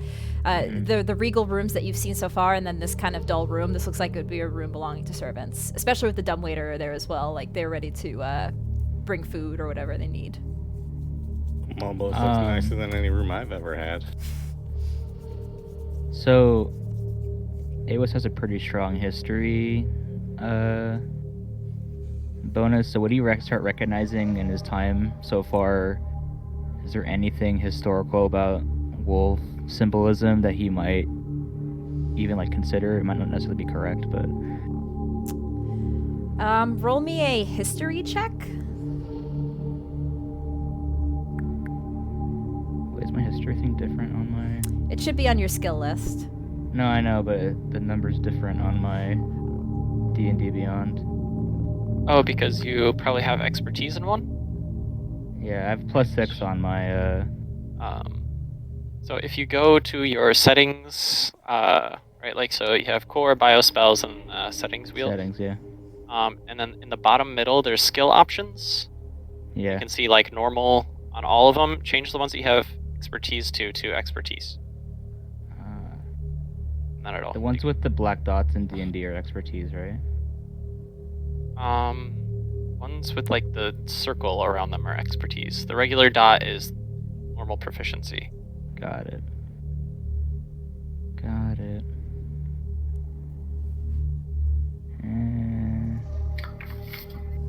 Wait, did it not save? Could I try to discreetly leave 2 silvers in this room, 1 in each chest for the servants? If you want to discreetly do it, roll a sleight of hand. A 12. You do put them in the 2 footlockers, but because it is kind of a smaller room, and Tira and Awis are, kind of right there. They do see you doing it, but yeah. Oof, rolled low anyway. History. So, you can't really recall much about wolves and like any symbolism from any like noble houses or things like that, or what the wolves mean. So, this just seems like it is from what you've gathered so far, this family, they like to hunt wolves. Perhaps they, that hunter's den that you saw. That's really all you could gather so far. Okay. Okay. Anything else in this little servant room, or do you guys head out into the little hall? I'd head back into Okay. this room with the suits of armor. Okay.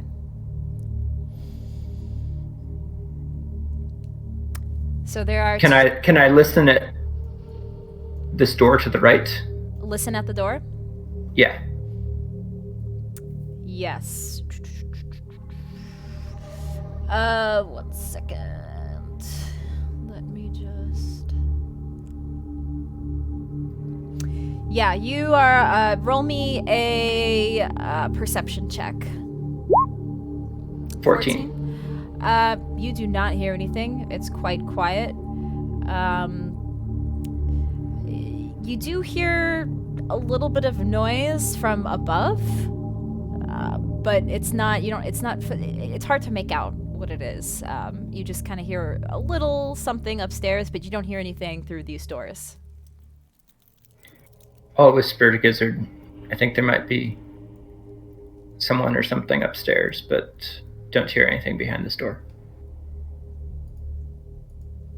Is it wolves upstairs? It's too muted for me to clearly discern it. Okay, well, should we go check? Are they done in the servants' room?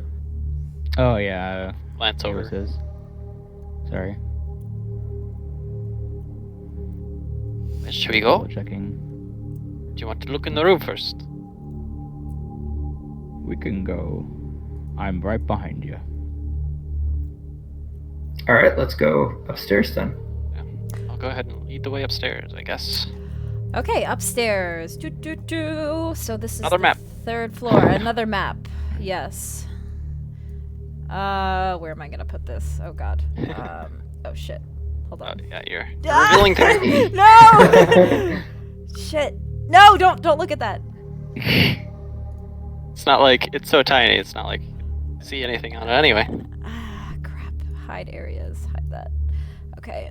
Let me try to expand this a little bit.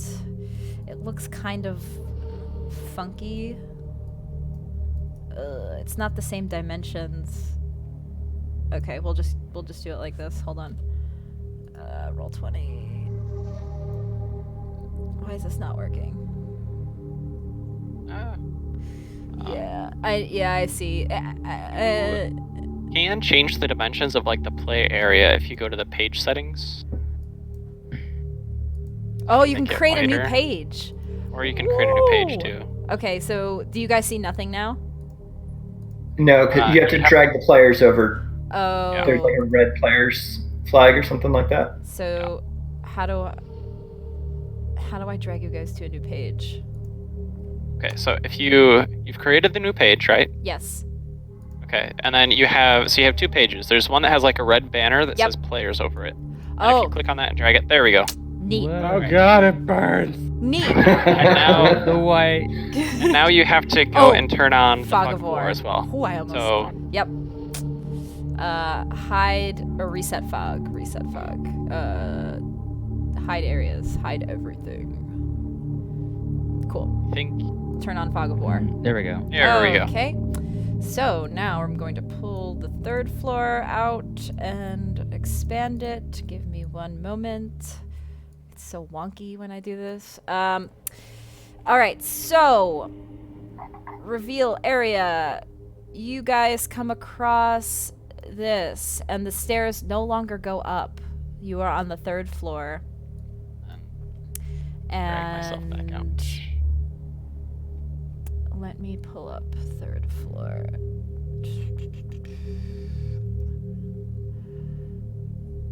Okay, so this 3rd floor is actually what looks like a balcony.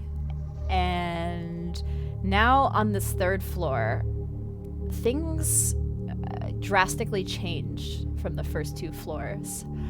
This is a dusty balcony. Layer of dust coats this suit of armor in front of you. There's cobwebs on the corners of the wall, and you still see these oil lamps on the wall and these different paintings.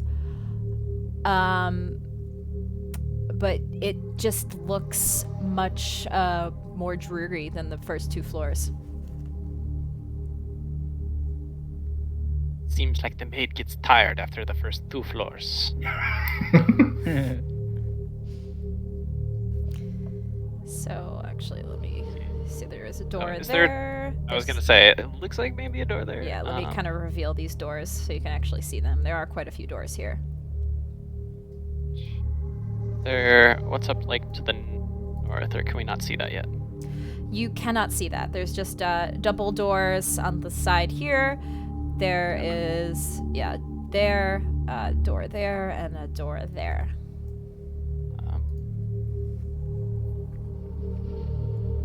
I'd like to move up and just peek around the corner of this hallway, see what I see.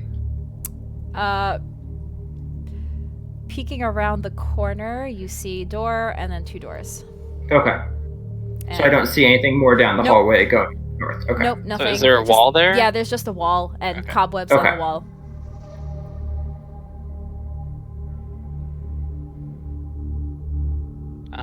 I suppose I'll head over to this way.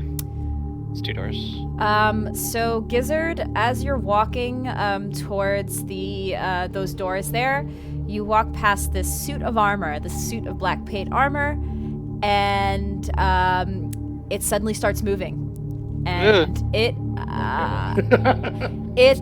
attacks you. Surprise attack. All Roll for initiative. So everybody roll for initiative. Hey. All right. Oh, I don't have combat music. Natural 20, but still I got a lower. warning that no valid Still token was lower than selected. Oh yeah. So yeah, there's an initiative tracker on Roll20, Tracy, if you did not know. Okay. I'm just gonna write it down the I old-fashioned never way. used it. It's just simpler. Unless you have like 40 guys. Let me get my notepad really quick because we're gonna do this the old-fashioned way. All right. Oh, you're If physically. you have an writing iPad, I would recommend getting this program called Encounter Plus. It is amazing. And Okay. Um, Encounter Plus. I will make note of that. yeah, I use that Ooh. to like manage the initiative and everything on my iPad. So like I keep the iPad in front of me while everything goes, and then I can just like key in the damage and stuff that everyone does in Roll20 and tracks all the HP. Huge. That's how I actually did it for the Eberron guys. Okay, so... Oh, wow, good initiative rolls. Holy crap. So, Karel first, Tira second, Gizzard 16, and Awis. Although you did say that everyone is surprised currently, right? So we don't act on the first round. No, you don't. It's a surprise round. So I have to roll for... He did not roll very well. Okay. Can you guys see my DM rolls? If you type I it in saw like that. that, yes, you can. What you need to do is you need to type /G roll or something like that, or GM roll, Okay. and then it will hide. Okay, so... I always forget what it is, because actually whenever I DM, I usually actually roll real dice.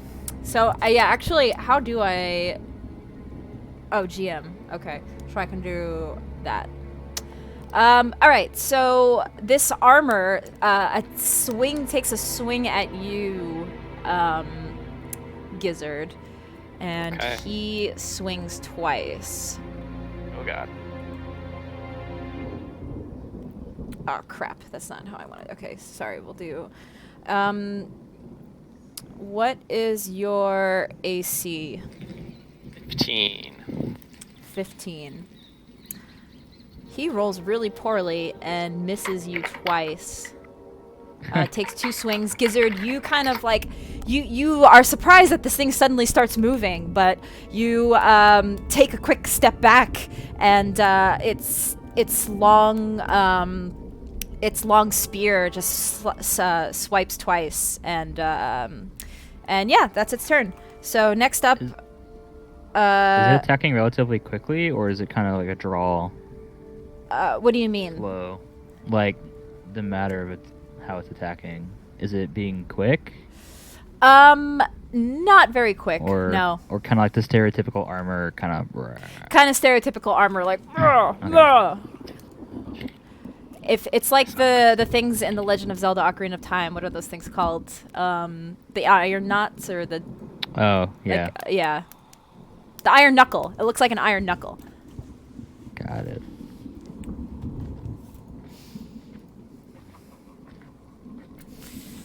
Okay, so Karel, you are up next. I have a question. Could I draw both my daggers in one turn and still take an attack action, or could I only draw one weapon in a turn? Are you proficient in... Or, like, you can do dual wielding... Like, you have an attack that's, like, with 2 daggers, right? I don't have anything specific, but I believe any character, if you're using a light weapon, you can use a bonus action to... Question is, Tracy, do you give a shit? No. Yeah. Actually, I don't. You can draw both daggers. Okay. So I will just move a little bit closer and draw my daggers and attack action to stab with the dagger. Okay. At the armor. Okay. 14. 14. That does not hit. Okay, and then I can do the offhand as a bonus action, right? Yes. With the other dagger. That is a 10. That so also that does I not assume hit. also doesn't hit. All right, and that's my turn. Okay. Tira, you are up next. I'm going to amble forward with my flail and take a swing. Okay. Ooh, I don't think that hits. That would be A 9. A 9? No, 9. that does not hit. This, you guys both take, like, slashes at it with your weapons, and this armor, it is pretty freaking hefty. Like, this is, you realize this is gonna have to really take a hefty swing to penetrate this armor. And next up is Gizzard. Yes. So I have a question for you. Mm-hmm. I'm going to cast Shocking Grasp. Mm-hmm. However, if Shocking Grasp reads, you have advantage on the attack roll if the target is wearing armor made of metal. If it Does it literally is count metal. as wear? Yeah, because it's made of metal. Metal. Does that count? Is plate armor metal? Yeah. Yes. Yeah. Yeah. Then it's yes. Made of like Metal. steel. Okay. All right, so I would get advantage on this attack. Okay. All right, so I'm going to reach out, grab onto like its arm, and cast Shocking Grasp. So 23 to hit. That does hit. Okay, and then take 7 points of lightning damage. 7 points of lightning damage. Yeah. Yes. So you strike this thing, and lightning just emanates for a second, and it looks like this moving armor actually does get taken aback in the moment when this lightning hits it. So it looks like it was effective. And also, let's see, it cannot take reactions until the start of its next turn. If that matters.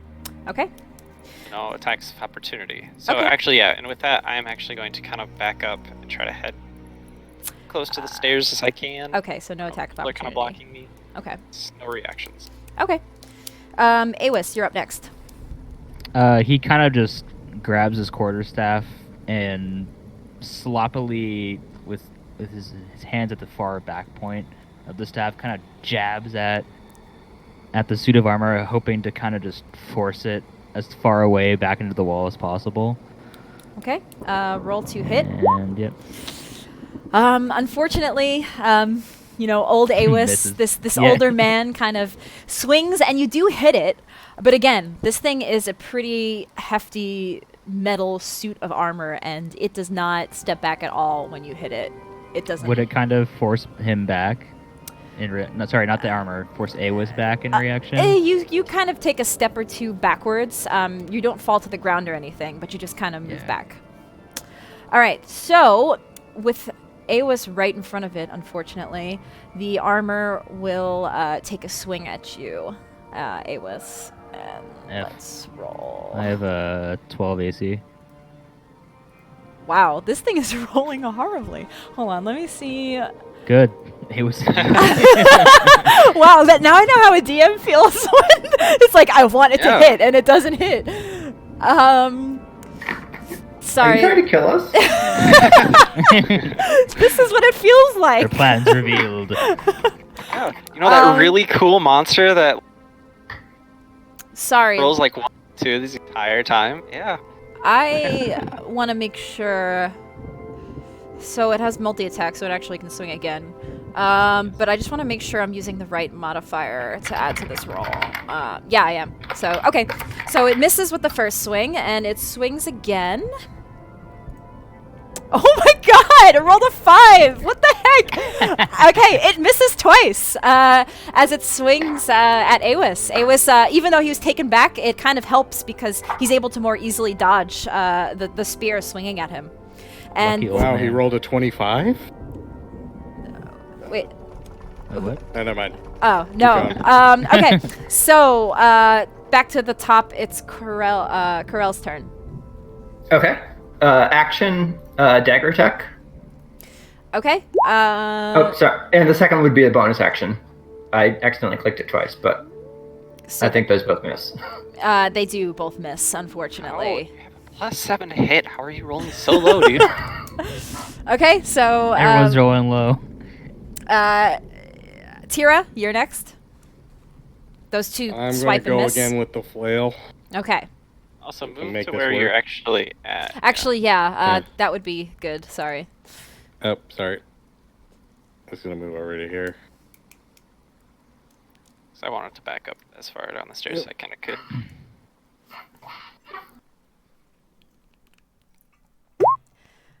$16 hit?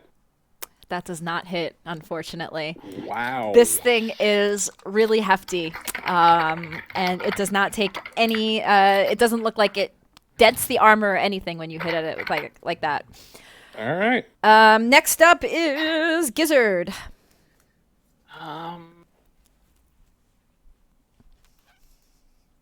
Should I stay in the back and cast, or should I run in and run out with fucking grasp?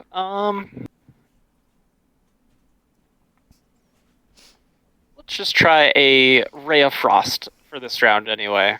Yeah, I'm gonna stay kind of back, like poke my head out from the stairs, and cast a ray of frost at him for 23. That does hit. All right. So you have to roll. Okay, so 4 cold Yeah, 4 cold damage. Yep, that works on him. So first, So first, it has this lightning, and then shortly after, this cold ice emanates from the armor when Gizzard hits it, and it kind of like the head of this thing moves a little bit towards Gizzard because it's the only one that's been really doing damage to it, so it's kind of getting the attention from the back Speed there. is reduced by 10 feet until the start of my next round, though. Okay. So he's slow. Okay. Slow. I took like all the cantrips that do weird shit. You're welcome. Okay. Then next up is Awis. I would also like to Yeah. back up Oh, go on ahead. the Go ahead. stairs even more a little bit. I'm gonna cast command, and where is it? There it is. Whoop. And I'm gonna cast the grovel portion of command, so the target should fall prone, and then it end its turn. But So it needs to Not make a his wisdom turn. saving throw. Okay, the target must have seen a wisdom saving throw or follow the command on its next turn. Okay, so let me And- roll. 13.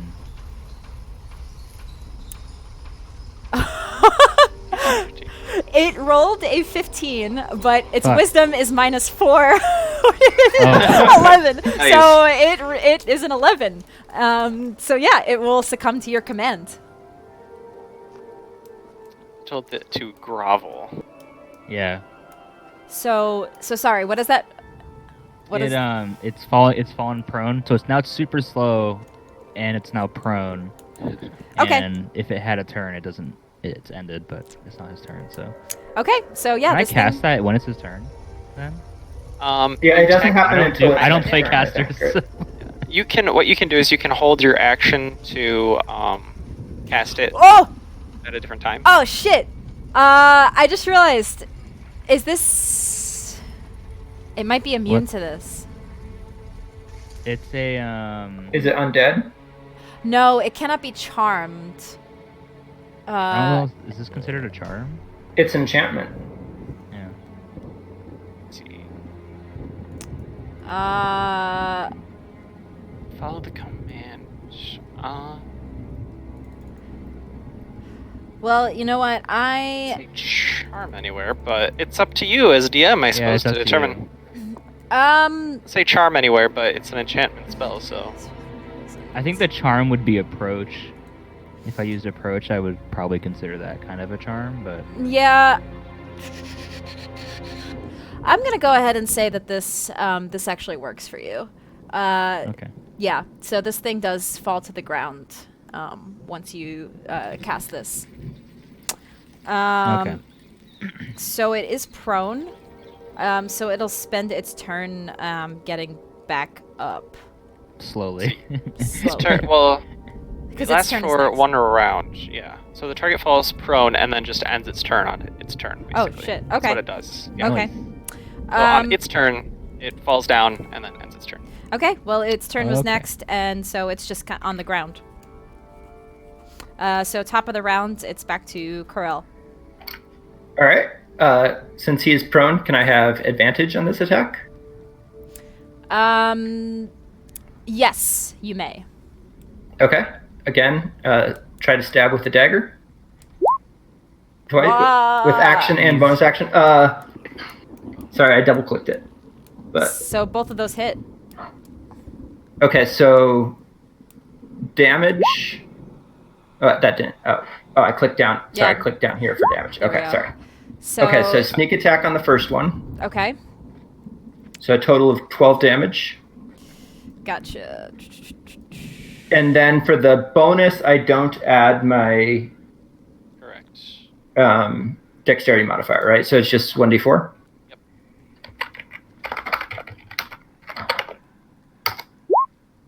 So that'd be 3 for the bonus.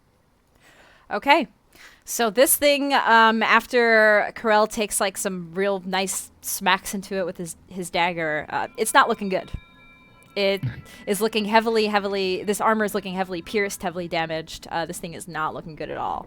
And Tira, you are next. So I get advantage on this, right? Because prone. Yes, you will get advantage.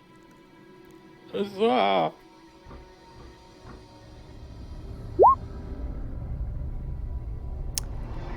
Oh, a 17 that just misses. Ah! All right. Tira, kind of frustrated, even though this thing is on the ground, she waves her flail and it just goes right on the side of the armor, and she maybe even yells in frustration at that point. Flails are hard to use, man. Yeah. Gizzard, you are next. Yeah, seeing that it has gone prone, he's going to just kind of go, ooh, in excitement, and run up. And he's going to get next to it. And he's going to cast Shocking Grasp again. Okay. Roll it. For only a 13 to hit, though. That, unfortunately, again, you were maybe a little too excited, ran up to try to hit it, and it's just the electric just goes right past the armor. All right. I'm going to stay there, though. Awes, you are next. Oh god, what do I want to do? I'll just poke it with my stick again. Okay. I don't want to use any abilities. Where's my thing? Woo. Hey, natural 20. Nice. Okay. Roll your damage for your quarterstaff. Which, if you click on it, it should do it automatically. Yeah. Yep. Whoa. Okay, you smack this thing. So it was spawn of darkness. Yeah, it says that and smacks this thing, and the armor just completely explodes in a way. It kind of all the pieces of it, the shoulder pieces, the chest piece, it all starts crumbling to the ground and falls apart, and this thing doesn't look like it's moving at all anymore, and there's just this lifeless armor now on the ground. You guys took out this animated armor. Good job. First nat 20. I'm gonna high five Awis for excellent use of the command. He'll just kind of sit there with his hand up in the air like, why did you just slap my hand? So, so this thing is on the ground. You guys feel pretty good that you took out something in this creepy house. But yeah, what do you want to do next? Was there any signs of it like having flesh inside, or is it actually just spectral armor, kind of Spectral armor. animated armor? Okay. Yep. Is there anything of value in the remains of the armor? It has a spear that it's carrying, but it looks kind of just like it's not like, doesn't look like anything that interesting. It's just kind of a spear. But you're welcome to look more into it. I don't need a spear personally, so I'll leave the spear. Okay. Awis is gonna kind of like kneel down and kind of inspect the armor, just trying to see if there's anything like markings or. Roll an investigation check. Oof. Ooh.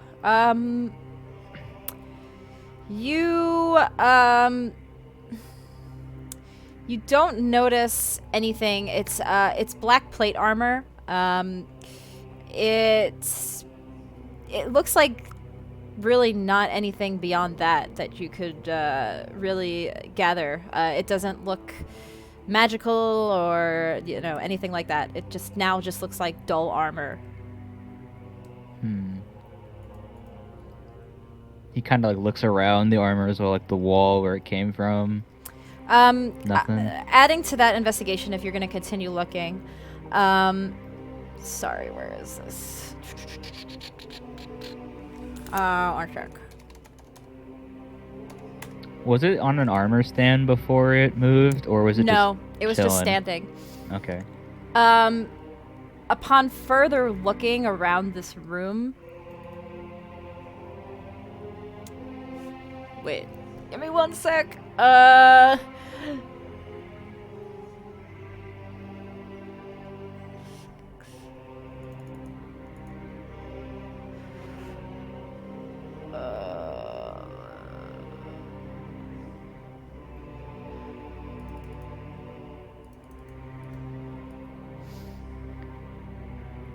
You're looking at the photos on the walls, because there are still walls or photos on the on this wall, and you see these paintings of like outside land. It looks like this carved woodland scenes, trees, falling leaves, but upon closer inspection, you notice these tiny corpses hanging from the trees, and then these worms bursting up from the ground inside the photos. Are they lands that we would have recognized from anywhere we come from, or is it like kind of a Barovia thing? Yeah, you don't really recognize where these, where it comes from, no. These paintings. Look at these worms, the hanging bodies. Do any of you recognize these places? Have I ever seen anything like that? I don't think any of us would have. No. No, I do not. Gizzard will pipe up and say, "It's a forest." God damn it. Yep, it does look How like can a you forest. not know that? Awas would kind of gesture with his finger closer. Not any forest. Oh, you're talking specifically. I thought you just wanted to know what it was called. He kind of glances over a bit in jest and then looks back to the painting, just closely looking at it, trying to decipher any clues. Do you roll me a perception check? Me? Yes. Damn. These rolls. Yeah, you don't really gather much else from, like, if there's any hidden meaning behind these photos. It's just really creepy that there are corpses and worms in the photo.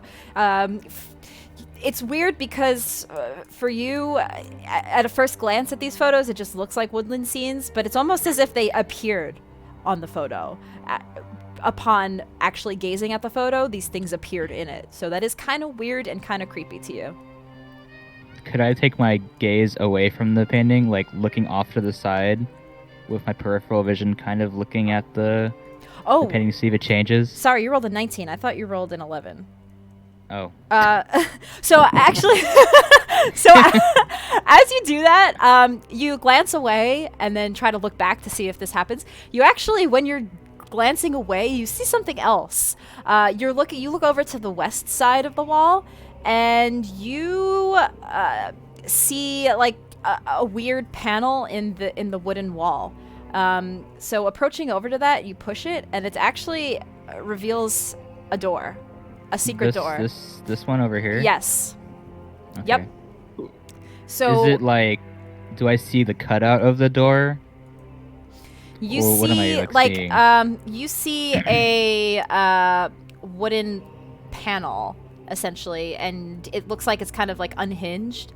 So with your 19 perception, you notice that, and you go over, and if you want to interact with it, you push it, and it opens up. Gently push it. Yep, it opens up a door leading to a little room.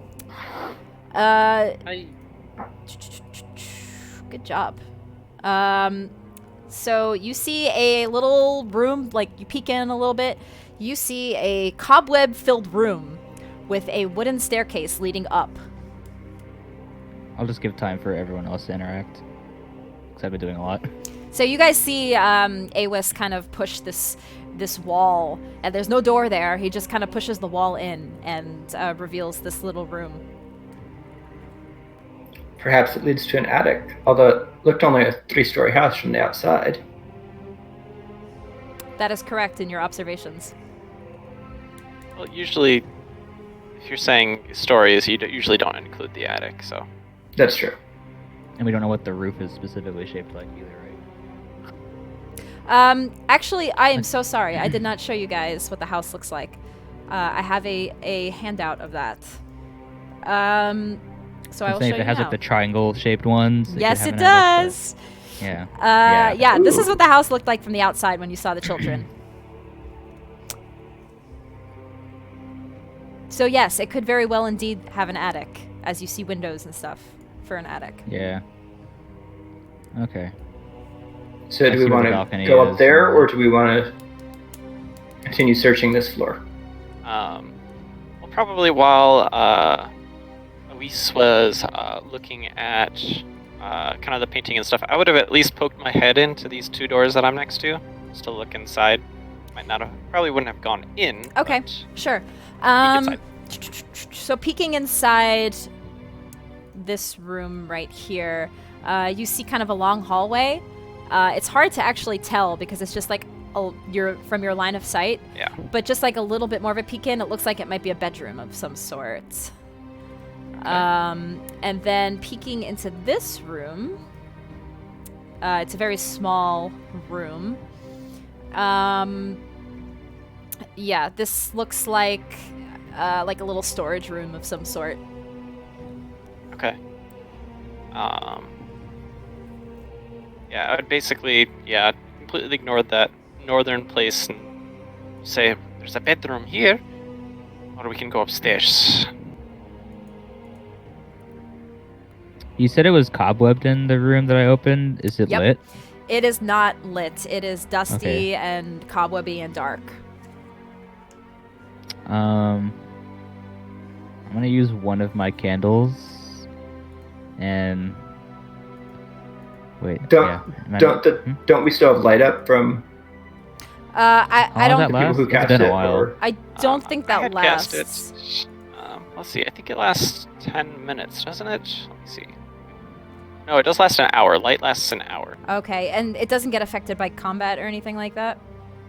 I don't think it is concentration. Didn't they So- say it takes like 2 hours to travel from that end to here? It didn't take 2 hours. I would have recast it, yeah. And I probably Okay, would have recast can it you once we just entered the house. can you pull up the description on the Roll20? Sure. Just give me 1 second. For which spell? Light. And is Light that what? lasts for 1 hour. Okay, and No concentration. No concentration. Tira, is that what you also cast? Yep. Okay. On her shield, yeah.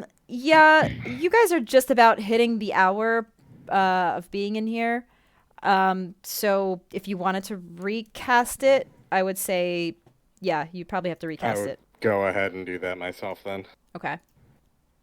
Awis would kind of gesture Tira over, kind of I'm notioning gonna make that it her normal shield be light useful. though. Instead of red. Yeah, because red is for keeping night vision. Okay, gotcha. Okay, yeah, you guys both radiate the light, so that helps in this little attic room. When if you do look in, it's just lots of cobwebs and stairs, nothing else really.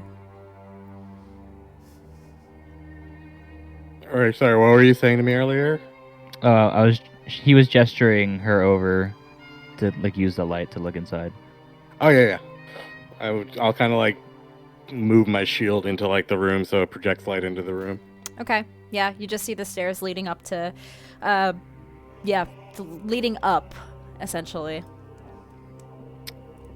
There's no like small rocks or anything, or like a book, or just something to keep the door ajar. Roll investigation check. To keep the wall ajar? Yeah. Cause he doesn't know if it's gonna close on him, and he can't get back in. You know. You look and you think you could actually use the helmet of the animated yeah, armor let's- to keep like the wooden panel of this wall to keep that ajar. It looks like it could be a good enough weight to keep it open. Yeah. He'll go ahead and do that. Kind of detach the helmet and Okay. place it in between. Keep the door there.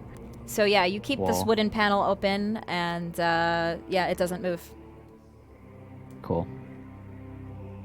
I'll just kind of join the rest of them then. So where do you guys want to go? Do I vote we mean- check out the bedroom. You gonna check out the bedroom? Okay. Or that's my vote. I'm Okay. not speaking for the whole party, but that's my Awis vote. is just right behind. As soon as you say the Gizzard. bedroom, King Gizzard is going to step inside of the bedroom. Okay. Oh, okay. Okay. Bedroom, yes, let's go. So let me make sure this is the. Okay, so you enter into this bedroom. Dust and cobwebs shroud this elegantly appointed bedroom. And there's an adjoining nursery on the other side of the room. Is this the right room? Yeah, this is the right room. Where is this? Hold on, give me one sec.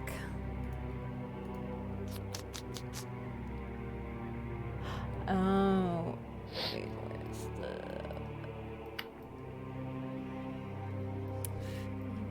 Hold on, let me just look at the map really quick. This is really confusing. Oh, okay. So there is a door that's slightly open to the right side here. Let me reveal. So you see that looks like a little nursery by like quickly glancing in. You see like a little crib there. And then, looking in the rest of the room, you see a bedroom and what looks like some cabinet. And 1 second, let me just pull this back up. Okay.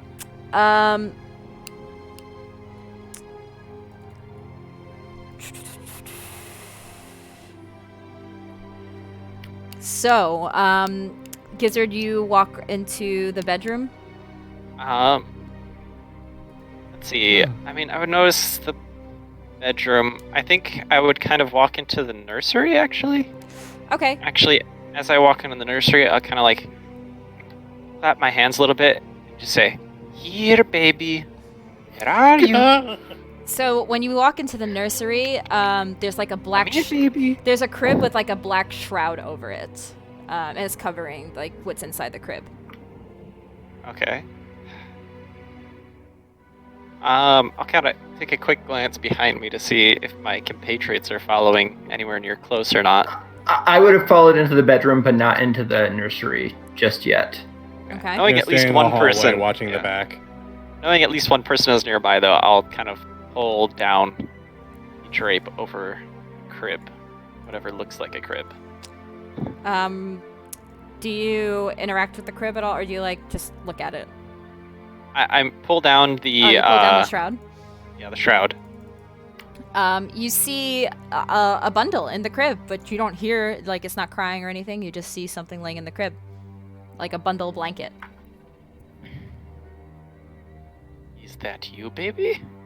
And I'll reach in and like shake it. You shake the crib. She just shakes it. Shake whatever the bundle is. You shake it, and the bundle unwraps. There's nothing inside. Kind of like bend back up. Just look around the room. Is there? The nursery. Roll investigation. Okay. And while he's doing that, I'd like to start looking around the outer room that I'm in. Okay. Or the investigation. Also roll investigation. I am super good at investigation, guys. I rolled a 4. Yeah, 4. 25.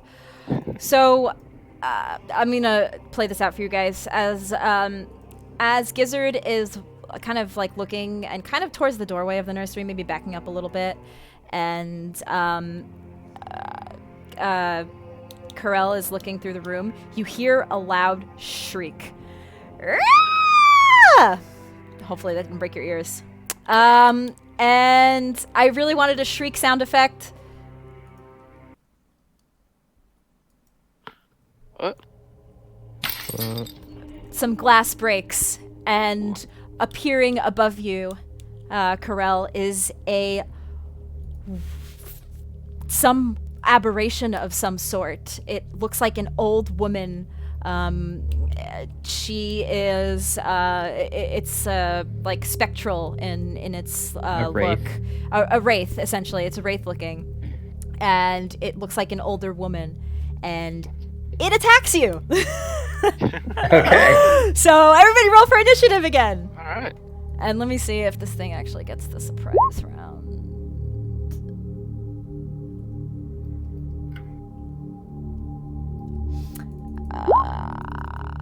While we're rolling initiative, do we recognize her from the painting?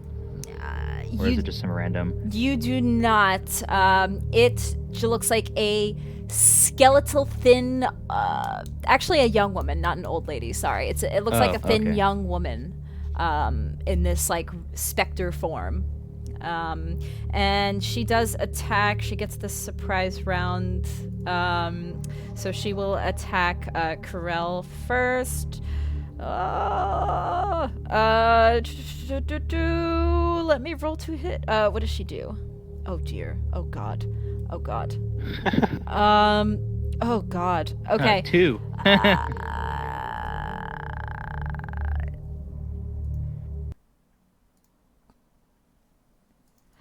She, oh man. She attacks you. Let me roll to hit. Oh dear. Is that 4 Sapiens? 16, 17, 18, 19, 20. That hit. What's your AC? 16. Yeah, she rolls a 20.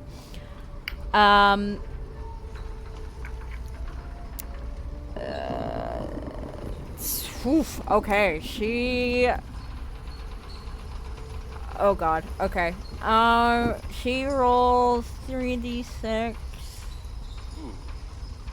You take, you are hit with, she swipes at you with her arm. And it looks, hollow, but it actually does hit you. And, or it kind of swipes through you, but you feel, the hollowness swipes through you, and you feel this this necrotic damage hitting you. You take 9 necrotic damage, Corel. Okay. Barely still alive, but... And oh god, oh no. You need to roll. Can you roll a Constitution saving throw? Oh. I can certainly try. 19. Okay, you succeed. So that's it. You just feel this like necrotic damage entering you, and that's about it. So everybody, initiatives. We have 15. 4. So Corel is 15. I think that's the highest, right? And then Gizzard Me and Gizzard and are tied. yeah, and Awis both roll 14, and then Tira rolls an 11, and let's roll for the Spectre. Spectre. She rolls a 12. Okay, so Corel, you're up first. After you just got hit. Yeah, which direction is she from me?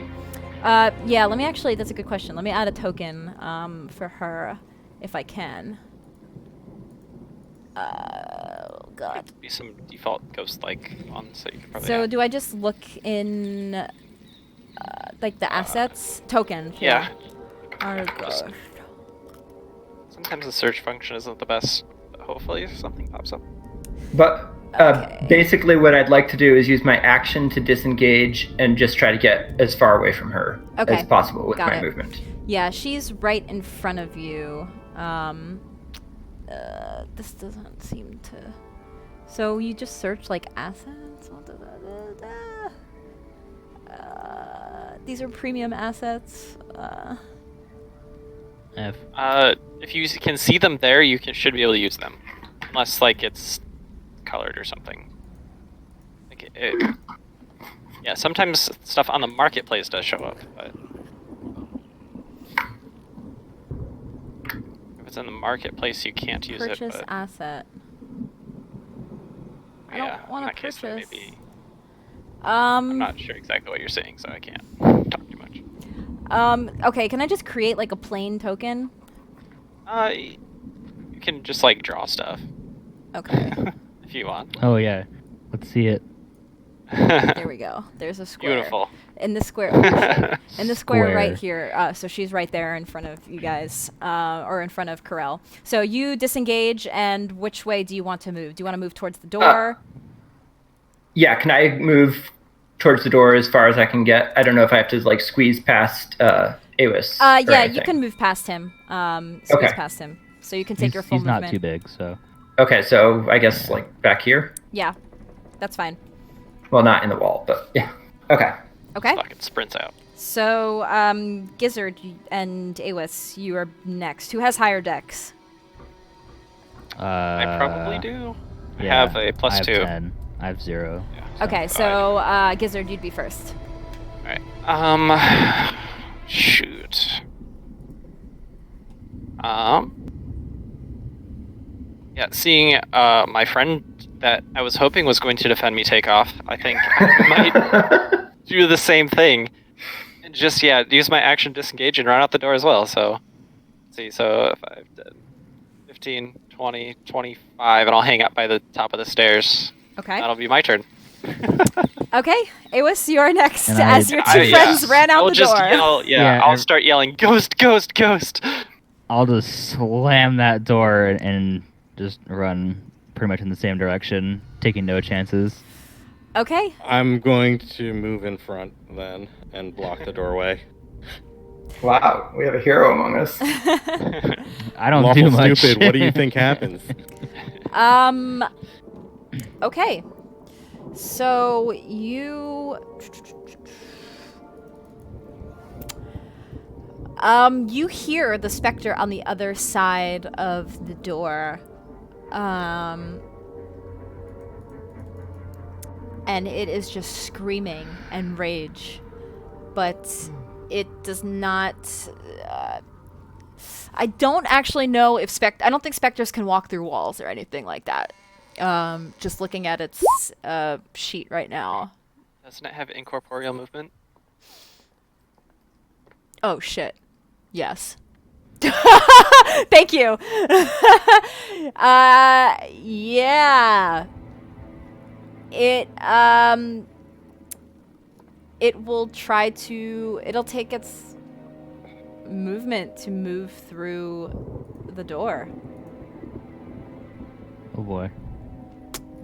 So, thank you for pointing that out. How do I move it?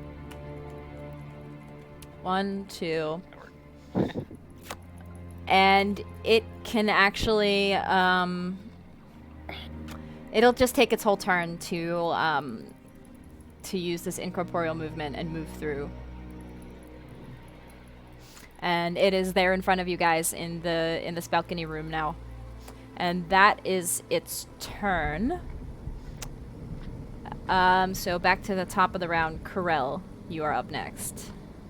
Can I pull out my new hand crossbow and give it a shot? Yes. Oh, I guess I didn't. I didn't actually. Okay, so. Sorry, I didn't do it right. I didn't add it to the sheet right. Oh yeah, add it to your. I added it to D&D Beyond, but not to this. Okay, so. 1d6 piercing. Well, I got to hit first, so let me just roll a d20 and add my dexterity modifier. And proficiency. Yep. 17. That does hit. Okay. You can roll to hit this thing. And it's just 1d6, right? Actually, is this piercing? It is piercing. So this bolt actually goes right through the specter. It does not look like it hits it at all. All right. So you don't have to roll Hits the damage. door. It hits the door, yes. Okay. It's got... Is it a resistance or is it immunity? Oh, it's a resistance. E! So it would be Okay, so haptic. sorry, yes, you can roll to hit. It goes through the specter, but roll to hit. It looks Oh, like 17 was to hit, yeah. yeah, Okay, roll so roll roll for the damage. damage. Sorry, roll for damage. Okay, so it's 1d6 plus 5? Yes. So, So it'll 10 take damage. 5. And then half, yeah. So yeah. And do I get sneak attack because I have an ally within 5 feet? Yes. Because Tira is right in front of the specter, so you do get sneak attack. So that's another 2. It's forward halved, so 2 piercing damage. So okay. So it does still like go through the specter, but it looks like it did like actually hurt from that, even though the arrow does go through the wall. Yeah, so it does take the damage there. Next up is Gizzard. Oh, let's see. King Gizzard to you. That's Oh. King Gizzard. Dare you?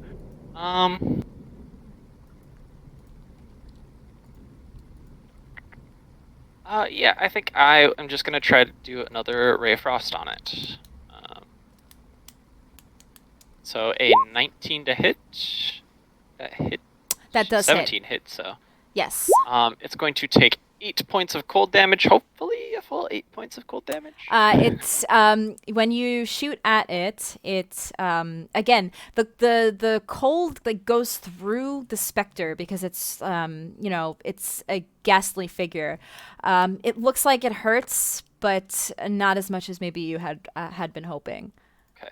Well, at least it is 10 feet slower this round. Okay. Yes. Though you are in very close quarter. Yeah, I'm going to try to move kind of down into this area, down the stairs a little bit. Okay. Yeah, my turn. Okay, Awis, you're up next. I'm gonna go Cure Wounds on Curiel. Okay, so you. So that is touch, so you'd have to move Yeah. up to him. Yep. Ooh, Thank you. nice. Okay. That's it, right? I can't Yep. do anything else. That Yeah. unless you have any bonus actions or anything. I don't have any. I don't think so, at least. Okay, Tira, you are up first level. next. I'm gonna take a swing with my flail, see how that works. Okay. As the rest of these scrubs use me as like a human shield. Yeah. Oh my god. 6 to hit. Ugh. Throw the flail away. Oh, the max damage hit too. If I got that. So, yeah, you swing at this thing, and it goes right through, and she kind of writhes in anger, even more so, after you swing at her. And she will attack you, Tira.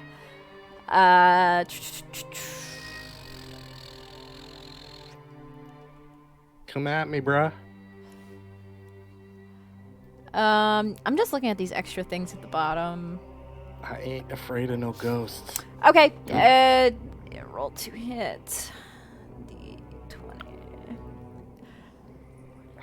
Does a 17 hit? It does not. Okay, so she swings her arm out, screeches again, but you kind of, as your flail misses, you yourself are more ready to move out of the way when her arm kind of swipes at you, and she misses. So back to the top of the round, Corel. All right. I will. Can I load the hand crossbow as like a bonus action or something? I don't think. Correct me if I'm wrong. I don't think you need Yeah, I think you could just shoot again. Like you don't have to worry about. Okay. Yeah. Okay, so I will just put in another bolt, fire away at the specter. Okay. Roll to hit. 15. That does hit. So you can roll your damage again. Your piercing damage. And sneak attack. And yes, you do get sneak attack. 2 people. So 10 halved would be 5 damage. Okay. Let me just do that. Okay. So again, the specter screeches as another bolt goes through it, hits the wall, but again, she kind of writhes a bit in pain as the bolt is going through her. Wait. There's the rule for. Look, because of the Well, time you don't required. need to. Okay. You can only just fire it once per round, basically. But Gotcha. Okay. Okay. you don't need to take a bonus action to load it. Gizzard, you are up next. All right. Hiding in the stairs. Yeah, pretty much. My last attack didn't seem to do much, but also I don't have much else I think will help. So yeah, I'm gonna come back to the top of the stairs again, so I can actually see it. And I'm gonna cast Ray of Frost again. For a 20 to hit. That does hit. Ooh. Yeah. for 1 point of damage. So does that 0.5 if it gets halved? Does that count? Luckily, the minimum is always 1. So Okay. Yeah, she takes a little bit of a hit there, but doesn't seem to react suck it. much. I got past. That's how you get past resistances, guys. Awis, you're up next. Awas is gonna run up to Tira and touch her, use guidance, which is this. Where is it? Maybe you can actually hit. Yeah, exactly. Nice. That's awesome. Ability check. A D4. Okay. I don't That's think it. that works for attacks, unfortunately. Doesn't it? Right? Because ability check is. Oh, it's only. Oh ability no! check. Wait. Ability checks. Yeah, I don't think that would help for an attack. Correct me if I'm wrong, Doom. No. Something to check. Yeah, that's just if like Yeah, you're maybe not. investigating or something, or Yeah. Rip. It's an out of combat cantrip. yeah. I can't do anything then. I'll just jab fucking with the stick again. Where's my thing? Okay, you're gonna do that instead. Yeah, go ahead. Yeah. Just gotta get back to my. That does hit. The quarterstaff hits it. So, Full damage or- 4, yeah. bludgeoning? Bludgeoning, yep. It is resistant to bludgeoning, unfortunately. So, this quarterstaff kind of hits through the specter. She screeches again, and she looks like she's not doing very well. She's like breathing very heavily now and looking extremely angry. Tira, you are up. I'm just gonna look it in the eye and say, I ain't afraid of no ghosts. And swing my flail. Go for it. I can't miss every single one, right? Ah! Don't say it. Oh, that does hit! Woo! Get wrecked! So that is, what is that, bludgeoning or... it doesn't Yeah, matter. bludgeoning. She has 1 HP. It doesn't even Oh, matter. yeah. So she, as you say that to her, she screams again and you hit it. You sling your flail through this specter and she writhes the loudest screech so far in pain. And just dissipates into the air. Yeah, you guys get rid of this specter from what it seems. She disappears and vanishes. I'm glad you were the one who wasn't afraid of any ghosts. I was certainly afraid of that ghost. Whew. And yeah, you guys are out of combat now, so good job. Are either of my crossbow bolts recoverable? Actually, yes, they would be, because she is a specter and they went through her.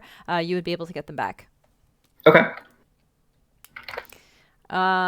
Okay, and with that, let's take another quick break, because I have to pee again. And if you guys need to get any water or anything, snacks, go for it. All right, be right back. Okay. Mic off.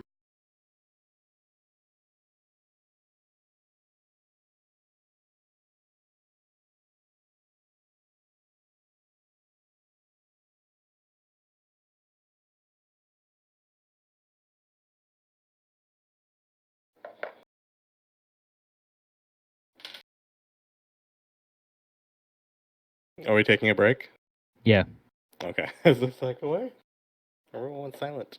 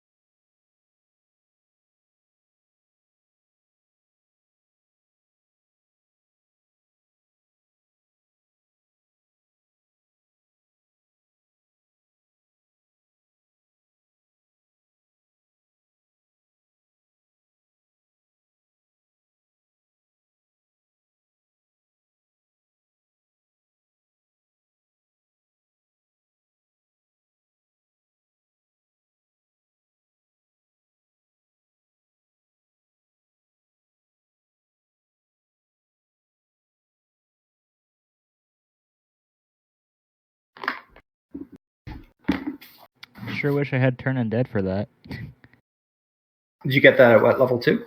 Level 2, yeah.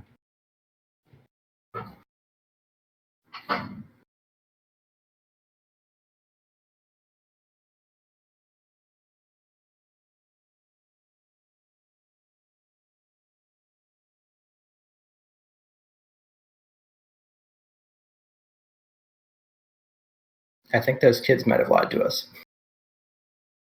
Yeah, maybe. Unless the entrance to the basement was the one room we didn't check. I'm Where the guessing, dumbwaiter went. like, positionally it was next to the dining room and the dumbwaiter, so I'm guessing that was a kitchen. Yeah. Although there could be, like, Storage. cellar access through Yeah. a kitchen. Alright, I'm back.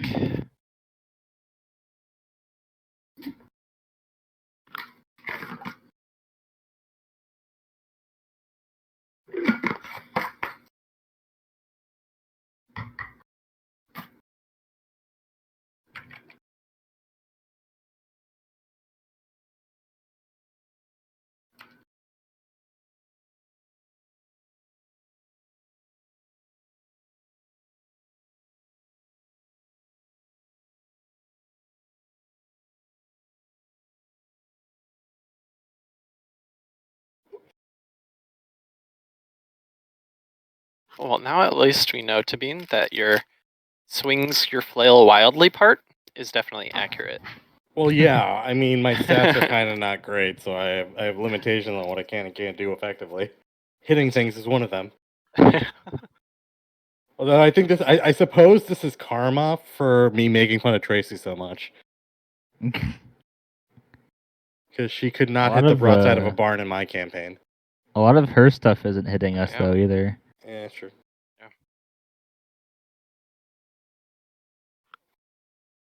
Am I For the only some one who's taken reason- damage so far? Yeah, I think so. I think so. And for some reason, the old man with the stick is hitting really high rolls, Oh. just bashing him. Get off my lawn! I can't find under cleric. I'm assuming it's long rest for my spell slots, like most. Yeah, I think it's only like Warlock gets it back at Yeah, short Yep. I think- rest. And Wizard with Arcane Recovery, but that's Mhm. once per long rest. Druid gets something similar, I think, if you go land, but Okay. it's higher level.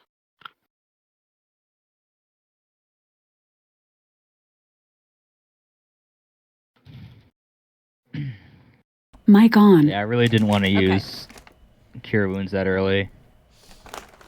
Well, No, but thank no you, though, spell because I was at 2 hit points, so another Yeah, hit that's probably. why I was Oh, like, okay. Yeah. So, side note, that Constitution save you had to roll for was for life drain, where if you Ooh. failed, that would have been your max HP. 2. I have Pretty brutal. spare the dying, so It's good. I was worried that you were just gonna die on the spot, and I'll just use that. But actually, I probably would have preferred to use that to cantrip. Should have died, damn it! Well, Spell the Dying doesn't bring them back to consciousness. It It just keeps them stabilizes stable. Yeah. Yeah.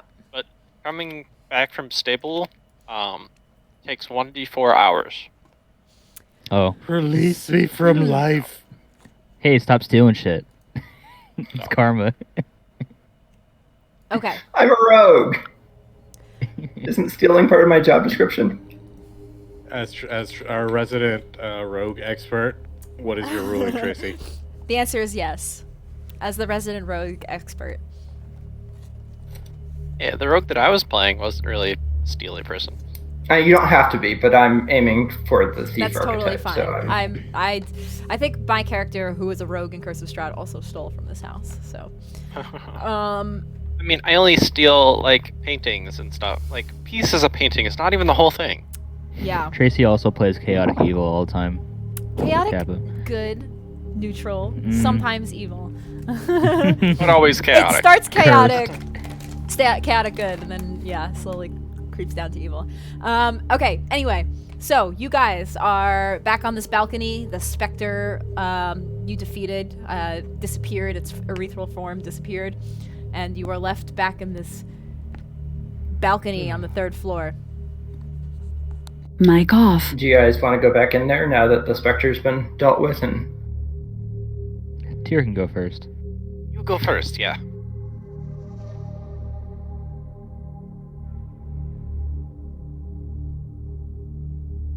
So everybody just Mic waits here on. for somebody to decide to go first. Yes. I guess I will go first. Awas then. kind of just nudges Tira forward with his stick.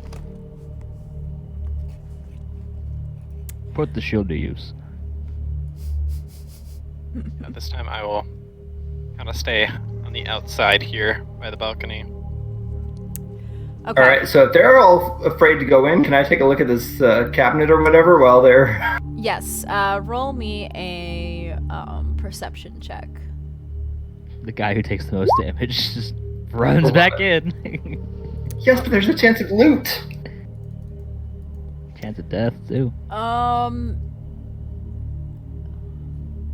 You look inside the cabinet. It's actually a wardrobe, and it is empty. Looking more inside this room, you see mounted on the wall next to the wardrobe is a full-length mirror with an ornate wooden frame covered to look like ivy and berries. And looking again, you kind of take a quick glance with your 11 perception check. You take a quick glance at that at the wooden frame of the ivy and berries, and you see it then, and you look a little bit closer, and you notice these eyeballs among the berries. That's basically all you see. You see the bed, the empty wardrobe. There's not much else really that you see in this room. So it's a mirror. The berries I see are on the framing or in the mirror beside the eyeballs that look like the berries. Yeah, it's like wooden frame around the Okay. The mirror, and yeah, the berries of the decoration look like eyeballs. Okay. I will take a step back from the mirror. Okay. Anybody else want to come in the room or do anything else? Awas will kind of step in after realizing his attempts of pushing Tyr is not doing anything. Mic off. No, not particularly. I'm just gonna chill in the hallway. Yeah, I'm just hanging out here. I guess go Mic into the crib room, kind of look at it again. There's also a door. Sorry, I think you cannot see it in the vision. There's also a door right here. Oh, I'll go that way instead. Okay. So while they're doing that, I'm gonna just kind of walk into this corner hallway and see what I see. In this corner hallway, you see just 2 doors and a wall at the end here. You don't see anything else. Just like cobwebs at the end of the hallway, and these double doors on the right, and the one door on the left. I'm gonna open the smaller door on the left. Okay. So Tiara. So actually, first, Awas, you open up these double doors here to a balcony outside. I don't know if you want to go outside or.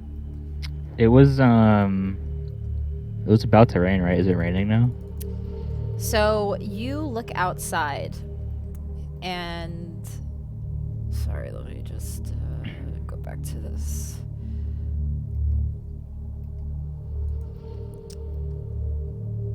You will look outside and you try to check what you see. The fog that you had once seen has completely moved into the house. You cannot see much beyond outside of this balcony. Your line of sight is completely covered by this dark, glooming mist. Very similar to the mists you saw in the forest when you were traveling. It is thick fog that you cannot see through. We're talking thick with 3 C's? Yes, it is the thickest of fogs. Is it is it like creeping up to the house, or is it just like it's still like relatively natural fog, just thick? It has creeped up to the house. And it is basically, like, from your, like, quick observation of outside the balcony, it is surrounding this house, this fog. Okay. But it's not going up the house? No, it's not going up into the house. It's just around the house. So it is just fog. Yep. He'll kind of take note of it in his little shitty notebook. And, Tira, this room that you look in looks like just a little bathroom. Let me just see. Yeah, it's a dark room, but your light able to shine in a little bit. There's a wooden tub with clawed feet, a small iron stove with a kettle resting atop it, and a barrel under a spigot. You look, and it looks like there was a cistern on the roof that used to collect rainwater, but it's not currently collecting anything in it. All right, I'm going to close this door and then turn around and open the double doors. Okay. In the double doors, you see a nice big room here. Oh, damn, fancy tiger rug. Yes, this is a very fancy room. Let me just pull up. So the double doors that you open, they have dusty panes on them with stained glass. The stained glass that you notice on the door resembles these windmills. So this room is, again, very dusty, full of cobwebs. I was gonna say, King Lizard guy, come watch my back. I'm checking out this room as I walk in. This gizzard. Oh, Gizzard, lizard, wizard, same thing.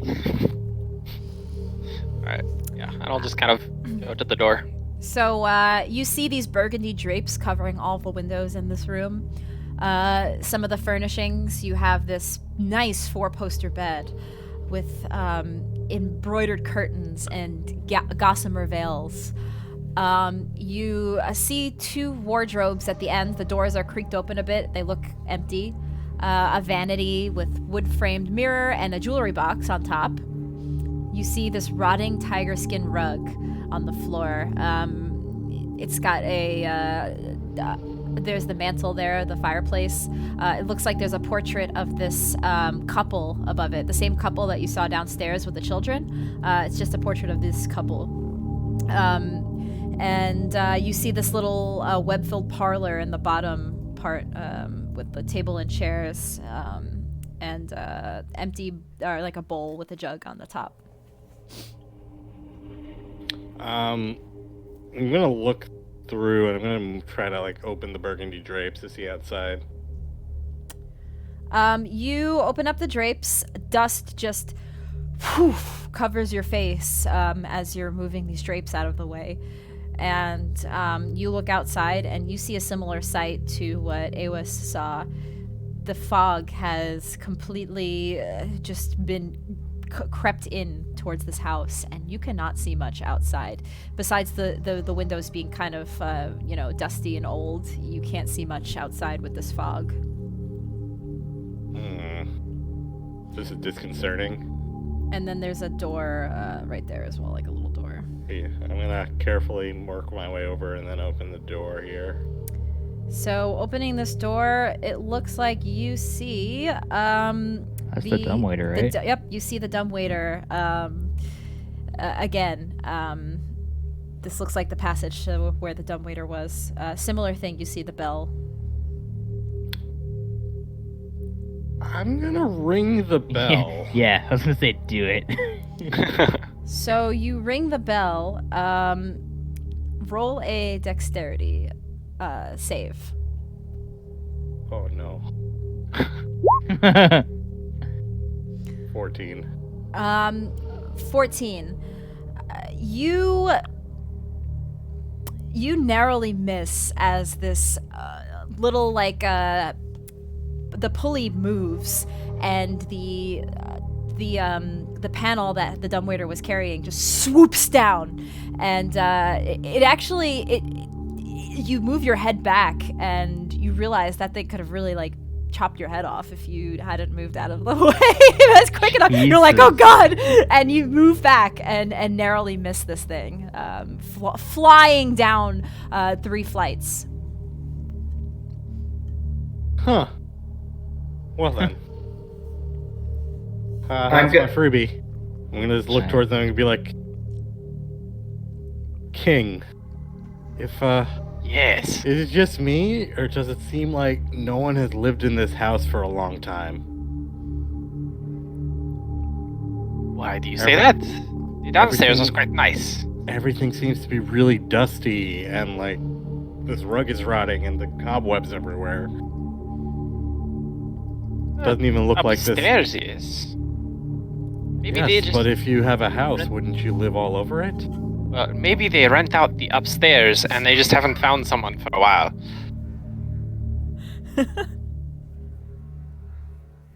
I'm gonna start walking out into the hallway. I'd be like, I'm just gonna say thanks for watching my back. I'm gonna mention to Awis to close the door when you're down in the balcony so the fog doesn't get in, and go and see what they're looking at over here. Yeah, I'm gonna, he does exactly that. Yeah. Anything in that room, I'm gonna ask, seeing as they're like leaving. It's really dusty. I don't think there's been anyone in there for a while. I didn't rifle through the cabinets or anything, but It's just a it doesn't bedroom. look like anyone's been living there for a while. Did Krell see the fog that I saw? I don't know if he said that.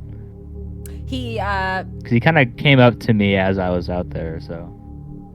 Yeah, I mean, I was initially standing like right here when you were outside, so I kind of assumed with dark vision I could probably see the same fog, or no? Yeah, you probably would have saw like a decent amount of it from just the outstairs of the balcony, the double doors open.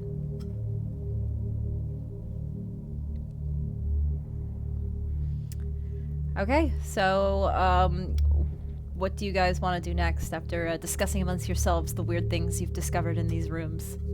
Do they mention the jewelry box?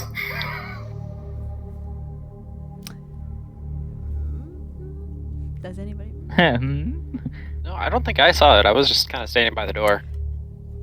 Just Tira saw it. Okay. So not knowing about that, I'm gonna vote that we go upstairs through the little secret passage we found. Okay. Awis would then gently push the helmet out of the way and open that door and kind of head in. Okay. I will follow second. Okay. So you guys walk up these stairs to what does lead to an attic. So let me. 4th floor, more map shenanigans. Yep, more maps. And actually, before you start walking up the stairs, I would say, "Come here, my friend," and kind of like reach toward the top of your quarterstaff.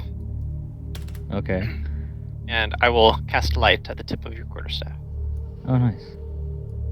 Wait, is that necessary? Didn't we just cast light like 20 minutes ago?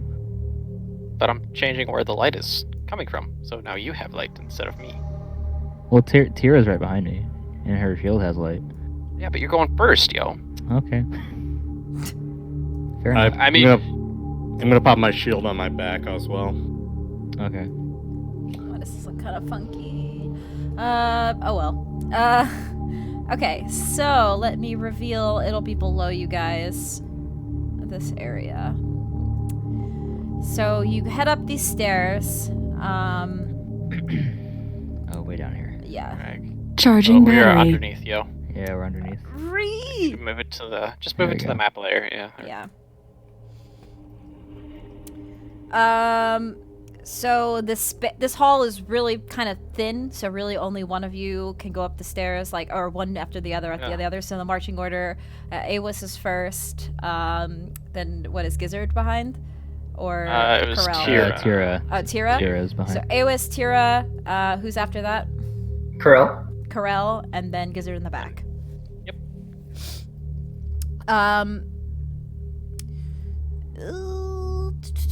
Oh, crap. Let me just see.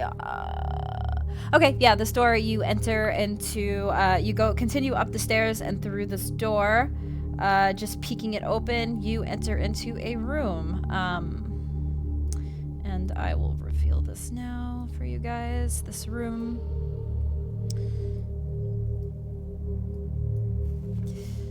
Okay, so entering into this open area, it is dark, so the light definitely helps illuminate the room. You don't see anything. It's just like a wooden floor and an empty room with a bunch of doors leading to different rooms, it looks like. I'll kind of make room for everyone to kind of collect behind me. Where's Tira? Or We'll be right behind me. Sorry, didn't move me. There you go.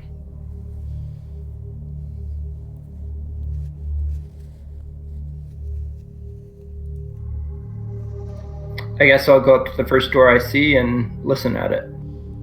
So that one on the right there. Yeah.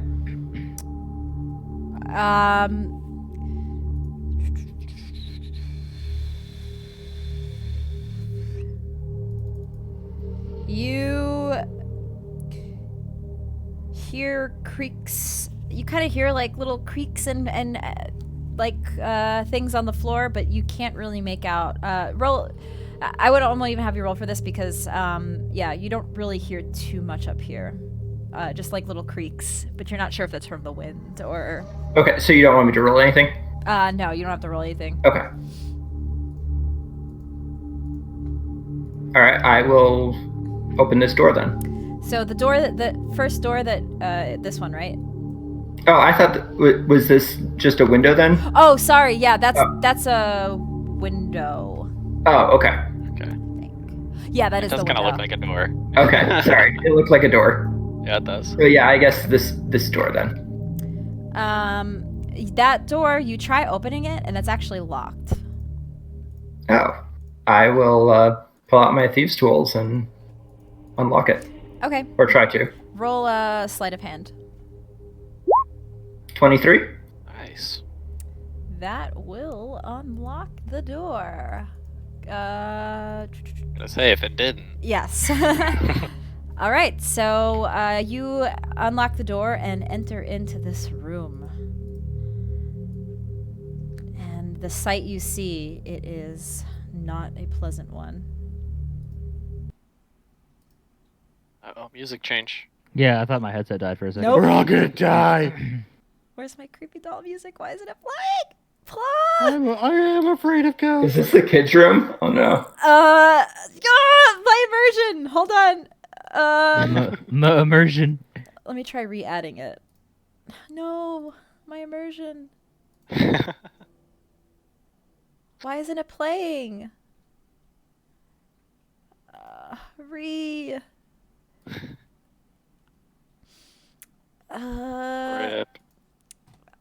Well, Did Sure you love just like hearing sing this. it for us or hum it for Yeah. us? I can play it on Spotify for myself. Actually, let me see if I can do Is there a way to do listen along on Discord? We can, but I mean- I don't. Yeah. The stream. There was a Oh yeah, you're streaming right now. yeah. It So sh- it has the live on Twitch thing. Hold on. Quick, make an alt Discord account. Like, isn't there a way for me to invite people to listen along to I music? did just see. Yeah. I did just see your listen to Spotify thing pop Oh, up. for did it? half a second. Okay. There we I go. can do it Okay, now. cool. I'm listening right now. Okay. See if you guys can all listen along. My app's trying, but it's not Yeah, listening. mine with- says you're already along for this ride, and I'm hearing the music. So Spotify is not detected. Mine's like trying to. It's trying to do it, but it's not working. Okay, well, some of you may not get the same immersion with the playlist. Rip. It's okay. There we go. Yeah, mine won't work. Ree! Oh, what? Apparently you need premium to listen along. When did that Yeah. change? Oh, that it's been sucks. like that forever. I think it's always been like that for Discord.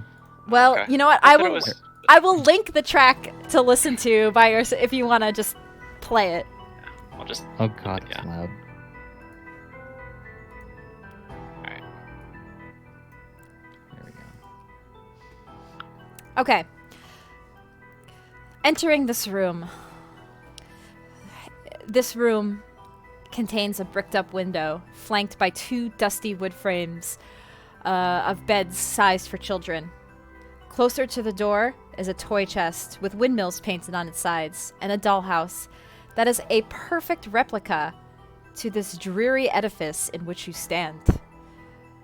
These furnishings are draped in cobwebs. Lying in the middle of the floor are 2 small skeletons wearing tattered but familiar clothing. Oh, God. The smaller of the 2 cradles, a stuffed doll that you also recognize. Nice. So those kids were like ghosts or something. This is clearly their room. What kind of hellhole have we wandered into? What kind of evil lurks here? While I'm looking at this, I'm going to cast Divine Sense. Can you pull that up in the chat really quick? He detects undead or any other spooky stuff within 60 feet. Not really spooky stuff. But... You definitely sense something. He doesn't know where, right? Yeah. I would Basically just just have knows like if a, something is there. I would like know a generalized information. Like I would know like a class, like if it's fiend or undead, but I wouldn't know where it was or what specifically it was. Like I would know it's undead, but I wouldn't know it's like a skeleton or a zombie, just undead. As long as it's not behind total cover, yeah. So Yeah. if it was behind like walls or something like that, he shouldn't be able to know anything is around.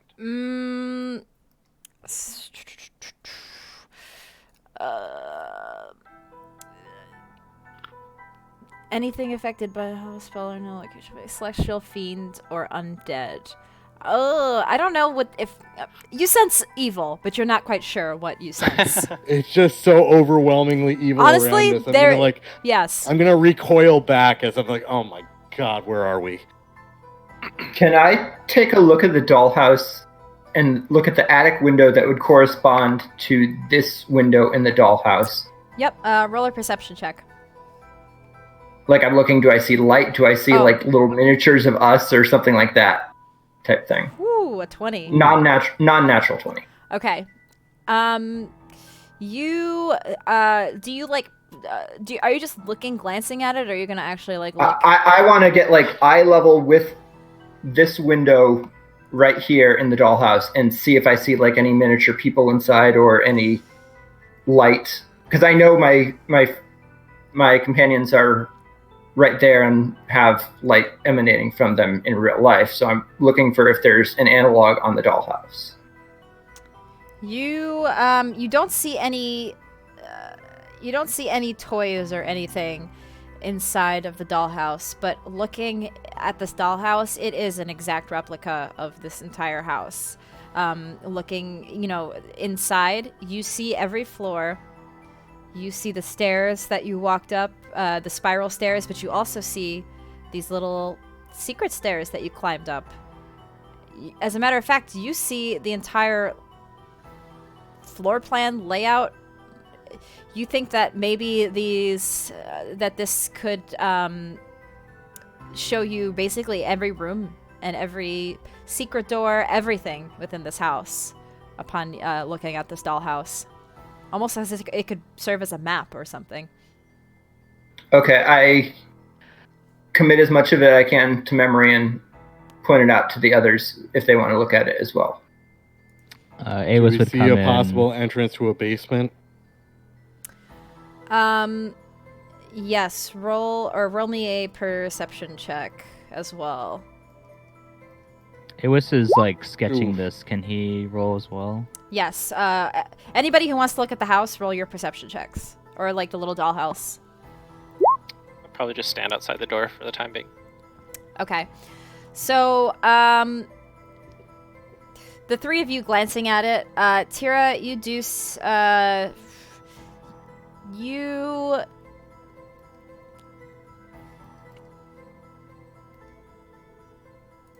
you do see, there is a spiral staircase, at the top of the house that looks like it does lead to what would be a basement.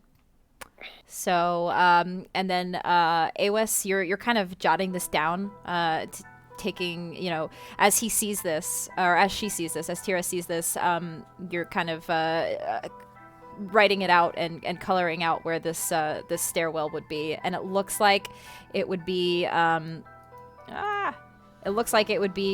somewhere around here. You don't see an entrance, but you see these spiral stairs that go down.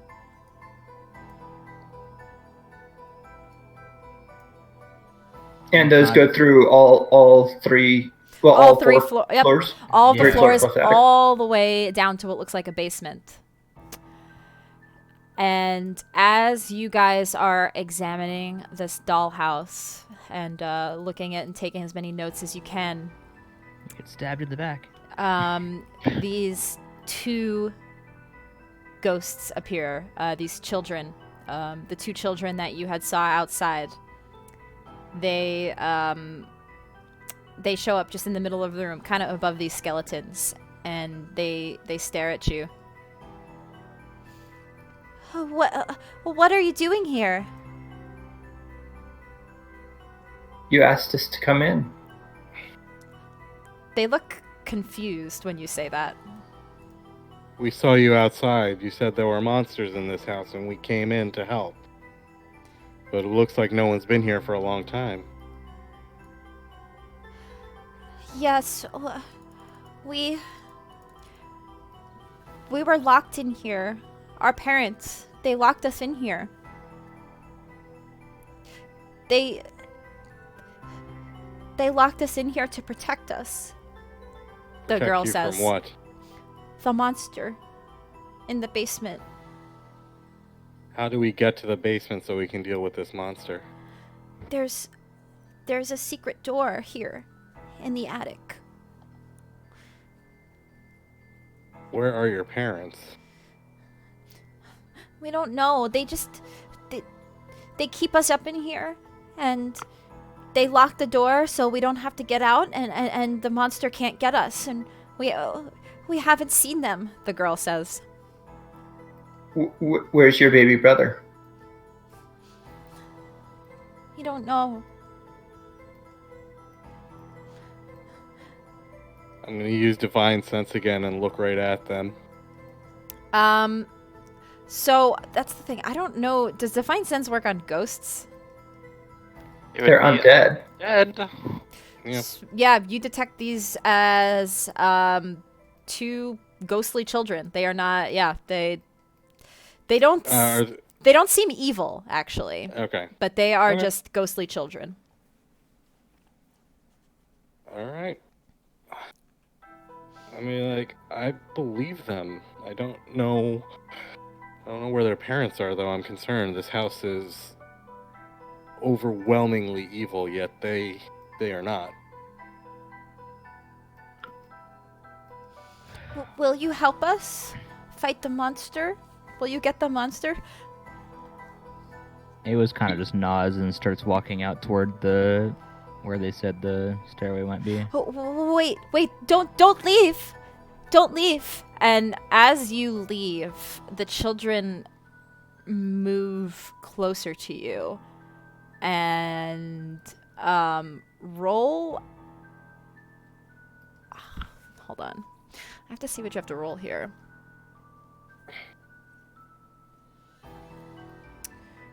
I'm going to tell them to stay where you are. Roll a wisdom save. Who specifically? All of us? Awes, you were the first one to try to walk out the door. So roll a wisdom saving throw. An 8.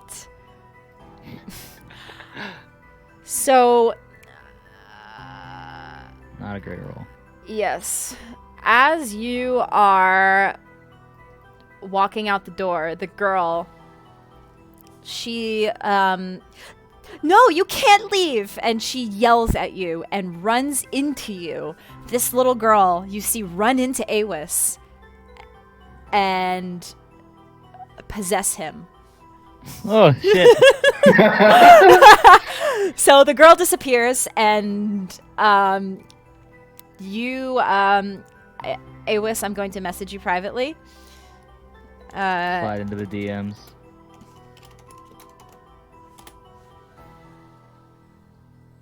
So that is now something that is a part of you.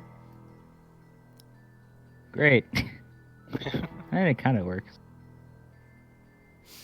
So now, you guys don't really fully understand what just happened, but the girl literally ran into Awis, and now you don't see her anymore. Do I see any toys around, like the doll that the brother was holding? You did see the doll. It was in the, I believe it was in the cradle. Oh, in the other room. No, in this room. Oh, okay. I will pick that up and give it to the younger brother ghost. So, sorry, I'm just trying to figure this part out. Give me 1 second.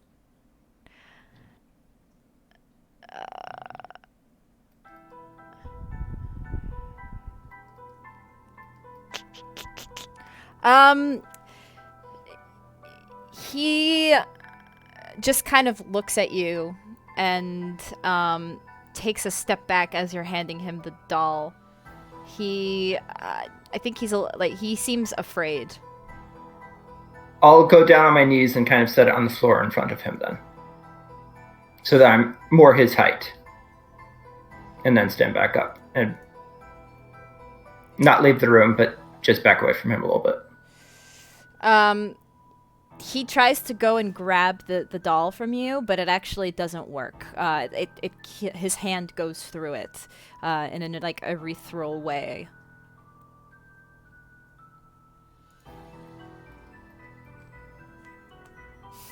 Is there anything we can do to keep you and your sister safe? I'm going to address the boy. Just take the stairs to the basement. Where did your sister go? I don't know. Well, we need your help to defeat the monster. If we don't know where you and your sister are, how are we going to help you with the monster? You just go down the stairs. Awis just kind of intervenes. Let's go already. And then he just keeps walking towards, presumably where the staircase should be. And I'll tell the boy, stay safe in here. We will return. And I will also leave the room. He just nods, yeah. So you guys leave the room. So the dollhouse did kind of give a bit of a depiction that probably in the room to the left would be some sort of access to those stairs. The one to the far left, or the one right in front of me? The one right in front of you to the left. Okay.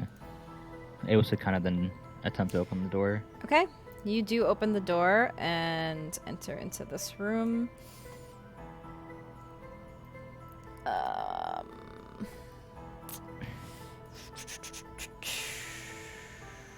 Where is this? This dusty chamber is packed with old furniture. You see chairs, coat racks, mirrors, mannequins, but they're all covered in these dusty white sheets.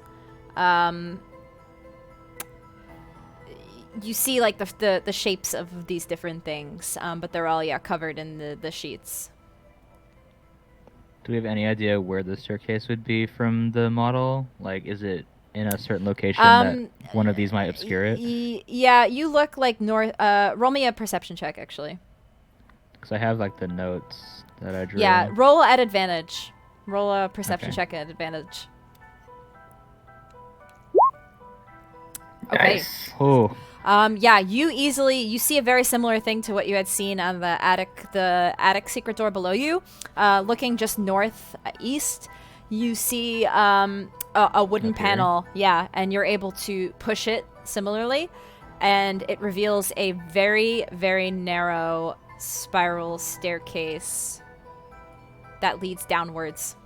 And according to your pictures, this would lead you right down into the basement dungeon. Aos would kind of just like tilt his head back. Come this way.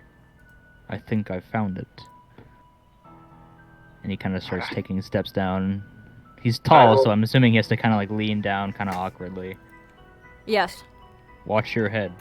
I'll follow right behind him. And gesture to Gizzard and Tira to follow. Yep. I will follow as well. Yep. Down. Okay. So you guys... Can we go kind of quietly since we've heard we've heard the girl describe something in the basement. Can we kind of... A wolf. Go. You want to roll some stealth checks.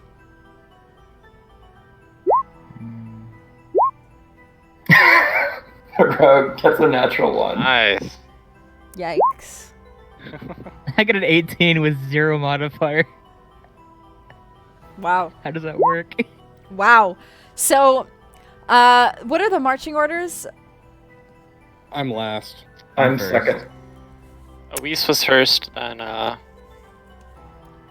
Tira. To be Okay. about 19 as well. Wait, no. So Awas heads down the stairs, these narrow stairs first, seemingly very quiet. And ironically enough, behind him is Corel, and Clumsy kind of rogue. just like I think he's not used to being in such these like small closed spaces, and just kind of like does not have his bearings together, and makes some It's noise. a spider web right in the face. Yeah. And yes, a spider web does kind of get through his face, and he's like moving his arms around to try to get it off of him, and continues down the stairs. Gizzard, you're watching this, and kind of like amuses you a bit, so you're not acting as quiet as maybe Awis is in the front. But Tira behind is making sure to keep the back at least quiet, and maybe even like looking at you, Tira looking at Gizzard making all this noise while she's being as quiet as she can. Right. Here, actually, technically, aren't you wearing heavy armor? Shouldn't that be a disadvantage to me? Are you wearing heavy armor?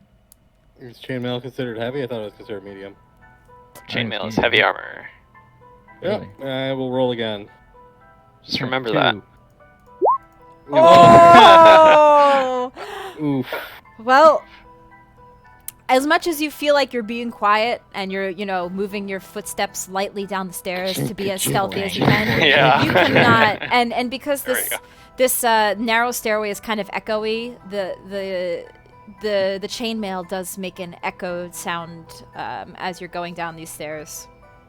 Awas kind of looks behind at the group like, you guys could try a little bit harder to be quiet. So you're walking down these narrow spiral stairs. Creaky wood continues as you keep going down and down, ascending down these stairs, or descending down these stairs. You continue to walk all the way, and it feels like, okay, you went down one flight of stairs, you went down another flight of stairs. You went Don't down, worry, that's Random me rolls. clicking. and you now approach the very bottom, where you feel like you are in some sort of basement. And I'm going to make a new sheet because this requires a new sheet. Where By is the it? way, Tracy, Yeah. on the first floor, I noticed that you revealed the staircase, but I didn't want to say anything. Oops. Yeah, I saw it, but didn't say anything. Oh, Like, you guys I didn't- you guys we didn't all know get that, a yeah. point of inspiration for not for not saying anything. Good job, guys. Oh. I think my stealth should have actually been 10 instead of 8, but it is still a natural 1 because of expertise. Well, I don't think I had it right in the character sheet, but chat. I thought you took it. expertise in. Did you do lockpicking or your? Stealth and thieves' tools are the two that I chose. Okay, then yeah. Yeah, it should be +9. So I don't know if you remember what I was telling Avex before. What? You go to your character sheet. Oh, and the little thing, proficiencies? Or Yeah, not and then the... bottom middle box, skill options. If you change your stealth from to expertise, it should be correct. Yeah, I think I fixed it now. Yeah. Fortunately, there's no way to just say you get auto disadvantage on skills, certain skills. All right. So you guys should now see this little, this little access area. The wooden spiral staircase ends here. A narrow tunnel is in front of you, and as you peek through, it was peeking through first, you can see down this hallway. It is very dark. And you see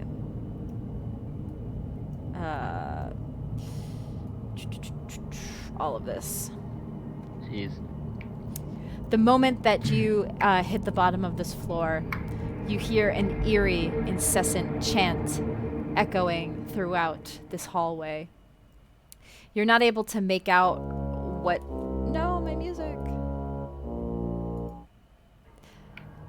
You're not able to make out what this chanting is, but you just hear echoing through this dungeon.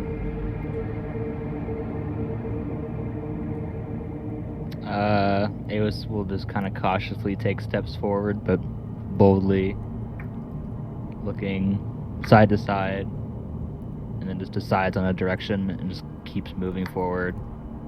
Little to no communication. Okay.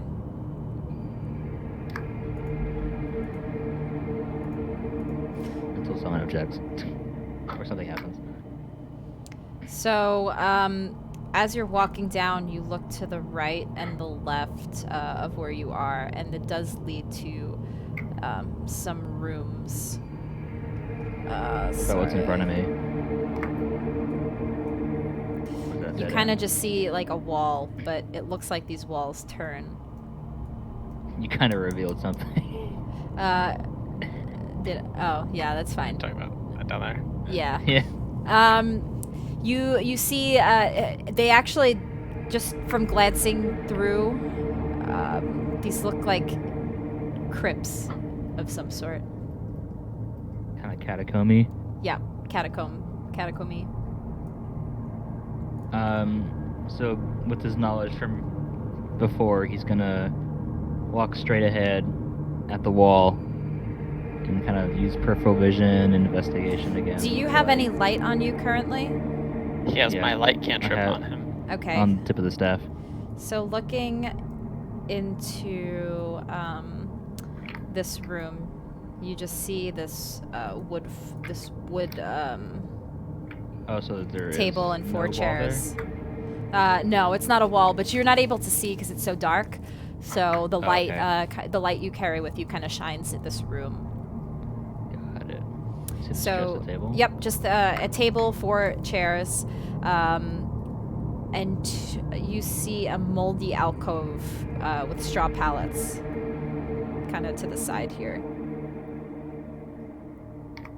I guess he'll circle around the table and kind of just using the light to show anything on the ground. Okay, you see a little bit of an ceiling. entrance here. You see an entrance here.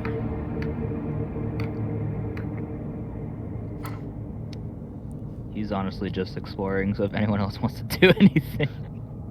Is there anything on the table? I'll link. Nothing on the table now. Okay.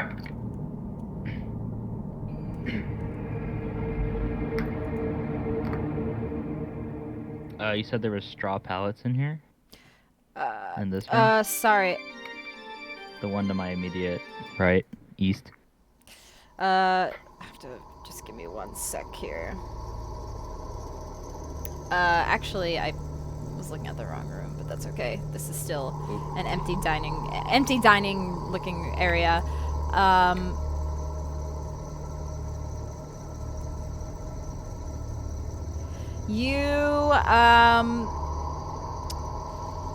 roll a perception check. All of us, or just some of us? Awis, who was kind of looking over to the side here. Oh.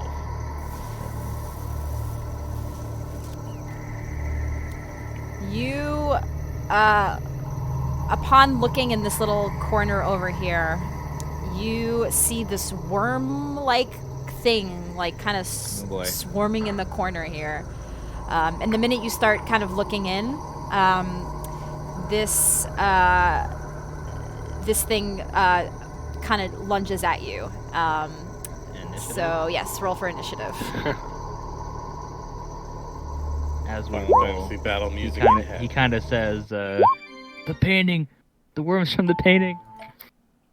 I am rolling phenomenally Oh today. God!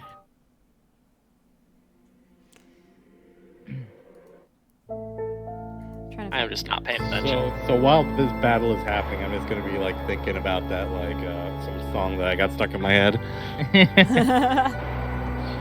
Off to the side. Oh God. Okay.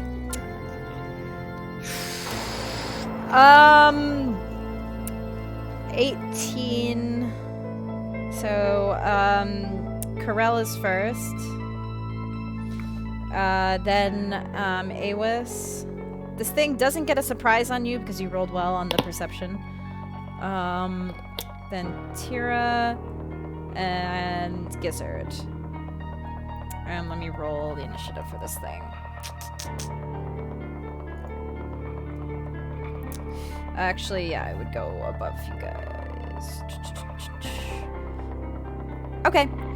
So Express is going before me, but So, Karel, you see Awis kind of move back for a second, and then out, right in front of him appears this worm-like looking monstrosity that's lunging at him, and you can attack if you want. Do your action. How big is it? Okay. Is It's it a cat-sized worm, dog-sized, or is it like That's a good question. smaller? It's like a dog-sized worm. Yeah. And it's like right here. Yes. Can I reach it with melee?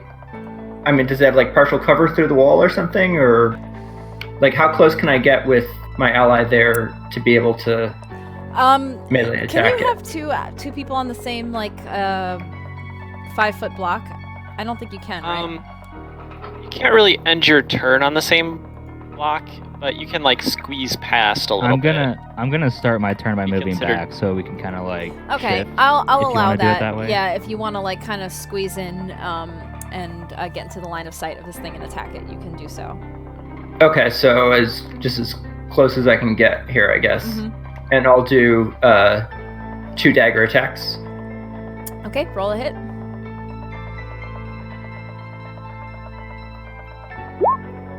14. A 14 just misses. Okay, and the other one, the offhand, a Also 13, I assume, misses, also yeah. misses. And then I'd stay within 5 feet, but clear as much as I can. Okay, Awis, you're up next. Going back to the tried and true, I'm gonna go smack it with my quarterstaff. Okay, roll a hit. Ooh. That misses, Oh, That's unfortunately. really bad. Yeah. So he just smacks the wall Yes. out of fear. He's like, oh God. And that's all you can do, right?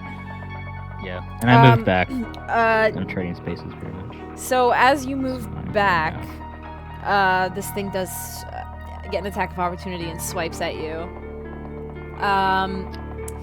It will hit you with its tentacles. Yes, lovely. So it opens up, like, as it's going to attack you. At first it looked like a worm, but then its mouth opens up to 4 tentacles, almost like Demogorgon, Stranger Things-esque tentacles pop, and it has a beak at the end of it. It's actually, I have a picture of it. Hold on. I can't remember I'm what concerned these that things you are said that after I said hot. Forgetting what these things are called. Let's see if you can recognize it. I know what it is. I just can't remember the name. What? How do you know what it is? Cause I I don't- run Dungeons and Dragons, Tracy.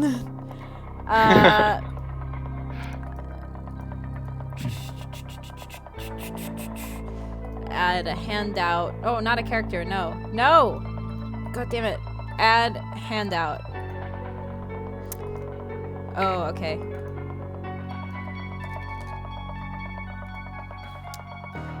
Okay, so it lunges out, and its tentacles attack Awis. It's a Grick. Yes. Yes, it is! One of these in Lost Mines of Phandelver. Oh. Man, it rolls like... Oh, God, my rolls. Right, 12 AC if you forgot. yeah, it misses. Hey. Nice. But that was its attack of opportunity, so it attacks you again.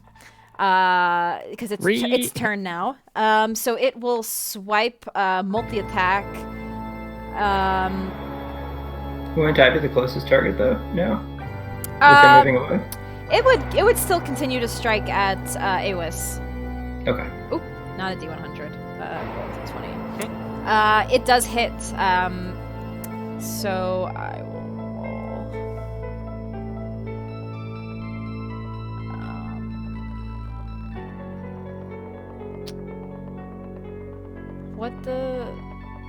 What is it? What is the dice for it? It doesn't. Oh, it's just a multi-attack with the tentacles. Okay, I see. So 2d6. 7, 8. It hits you for 10 Ooh. slashing. I'm Holy now crap. unconscious. Oh. And That puts me at 0. it attacks. Oh gosh. It the multi-attack, it has to attack the same target. So it attacks you again while you're unconscious. Constitution saving throw. I think that it Well, just rolls just to kills. hit. You Well, would take okay. 2 failed saving throws if it hits. To which. So, whenever you fall unconscious, you fall prone.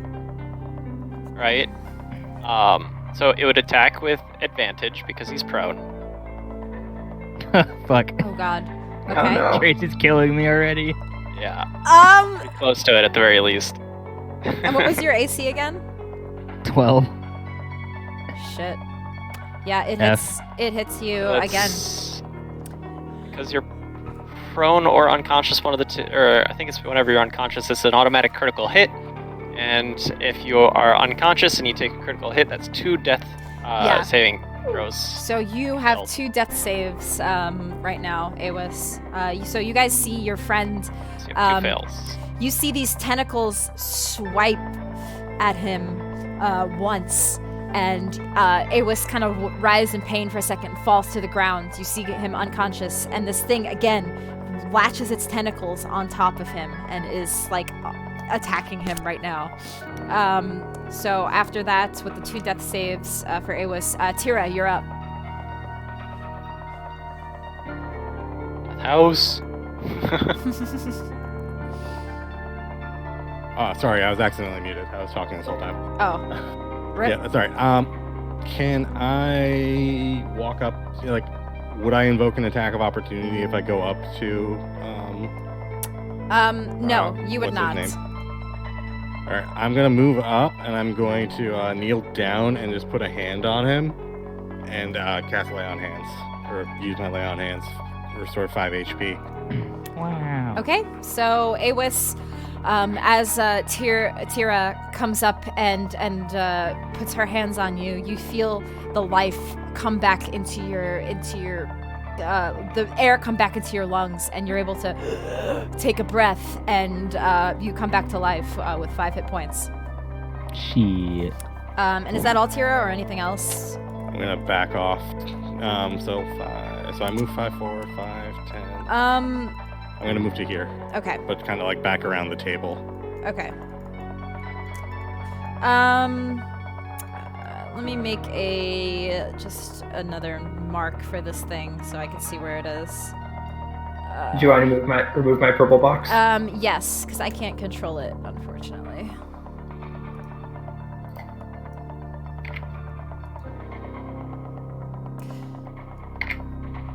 Okay, so the Grick is this box here. So it was on top. I would say that's not going to invoke an attack of opportunity. So yeah, you were able to move out of the way because it was pretty distracted attacking Awis. Gizzard, you're up next. Okay, so it's my turn? Yes. Okay. So I am going to go and hop up on top of the table. And I'm going to use my Tides of Chaos, which allows me to choose something that I can get advantage on. So an attack roll, ability check, or saving throw. So I'm going to give myself advantage with Tides of Chaos and cast Ray of Sickness. So a 24 to hit. That Charge complete. does hit, yes.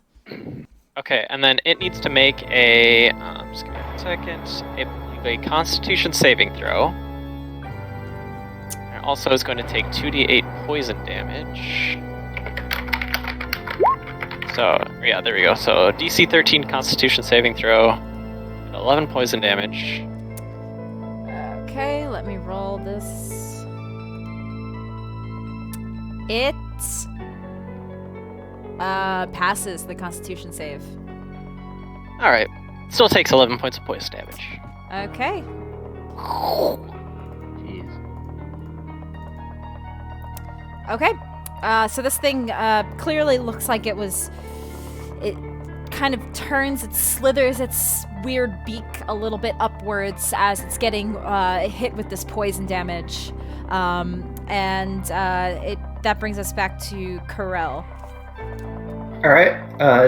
2 dagger attacks. So with main hand, 10 misses, and yes. with offhand, 25. That hits. Okay, so it's just 1d4 plus sneak attack damage, right? Correct. Yes. No. Okay. And the sneak attack damage. So 6 total damage. Cool.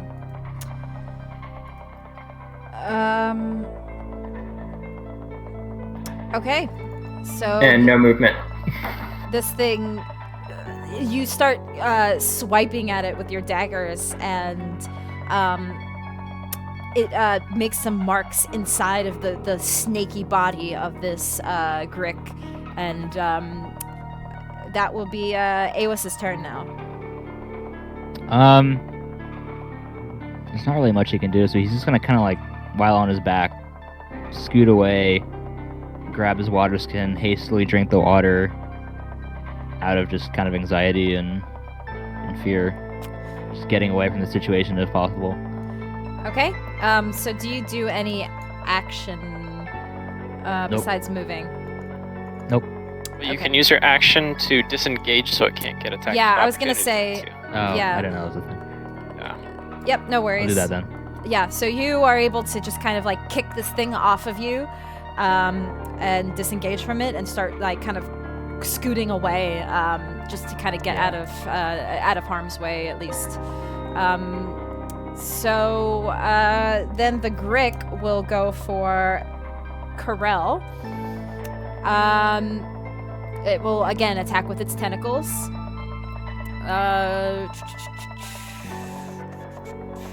Give me 1 second. And what's your AC? 16. Okay, so the first one misses. The second one does hit. So it makes one lash at you with the tentacles, and then it's gonna go again. And 4, 5, 6, 7, 8, 9. Damn. 9 slashing damage. I'm at 1 hit point. Oh my god. This thing is brutal. 2d6 plus 2? Okay. Yeah. So that thing, swipes at Corel, and he's not looking good after one hit from this thing. Tira, your turn. I am going to move in behind it and take a swing. Okay.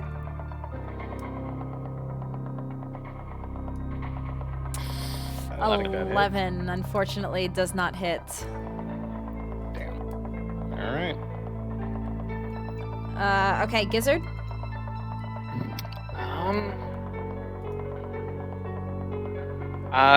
Just with a quick glance without using my action or anything, can I tell how this thing's looking? Is it still looking okay, or is it hurting a little bit? It looks like it's hurting. Yeah, it's got like this purplish blood coming from it from the slashes from Corel earlier.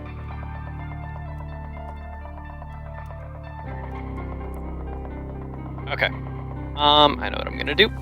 I'm actually going to walk up to it, and I'm going to try to reach out and grab onto kind of back end of its tail. I'm going to cast Shocking Grasp. Or a 19 to hit. Okay. That does hit, so you can roll your shocking damage. Okay. Nice max damage, 8 points of lightning damage. Ooh, boy. All right, so this thing writhes in pain as you grab its tail and use the shocking grasp.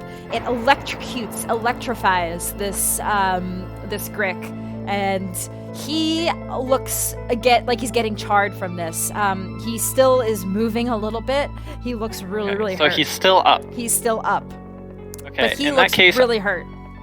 I'm going to try and probably fail. As a lizard folk, I have once per short rest. As a bonus action, I can make a bite attack. Oh my god. So I'm going to Do it. basically grab onto it, electrocute it with that, and then try to like drag it towards my mouth to try to bite it. For 16 to hit. That does. Man. And Oh, 2 piercing damage. that is just enough. Oh my gosh, I had 2 HP. Yes. How do you want to do this? Yeah, how do you want to do this? Oh my god. Yeah, like I said, I'm You gonna salt reach it? out and grab it and just like take a big bite out of like the rear part and just like tear its flash away. Ooh. Alright. And then with that bonus action too, I also gain temporary hit points equal to my constitution modifier. So Wow. I gain 2 temporary hit points. Nice.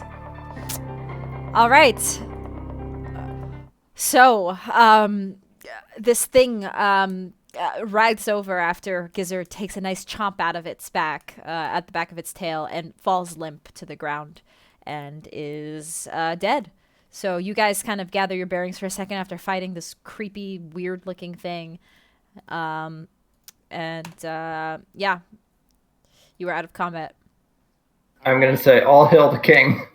Did it taste good? You want some?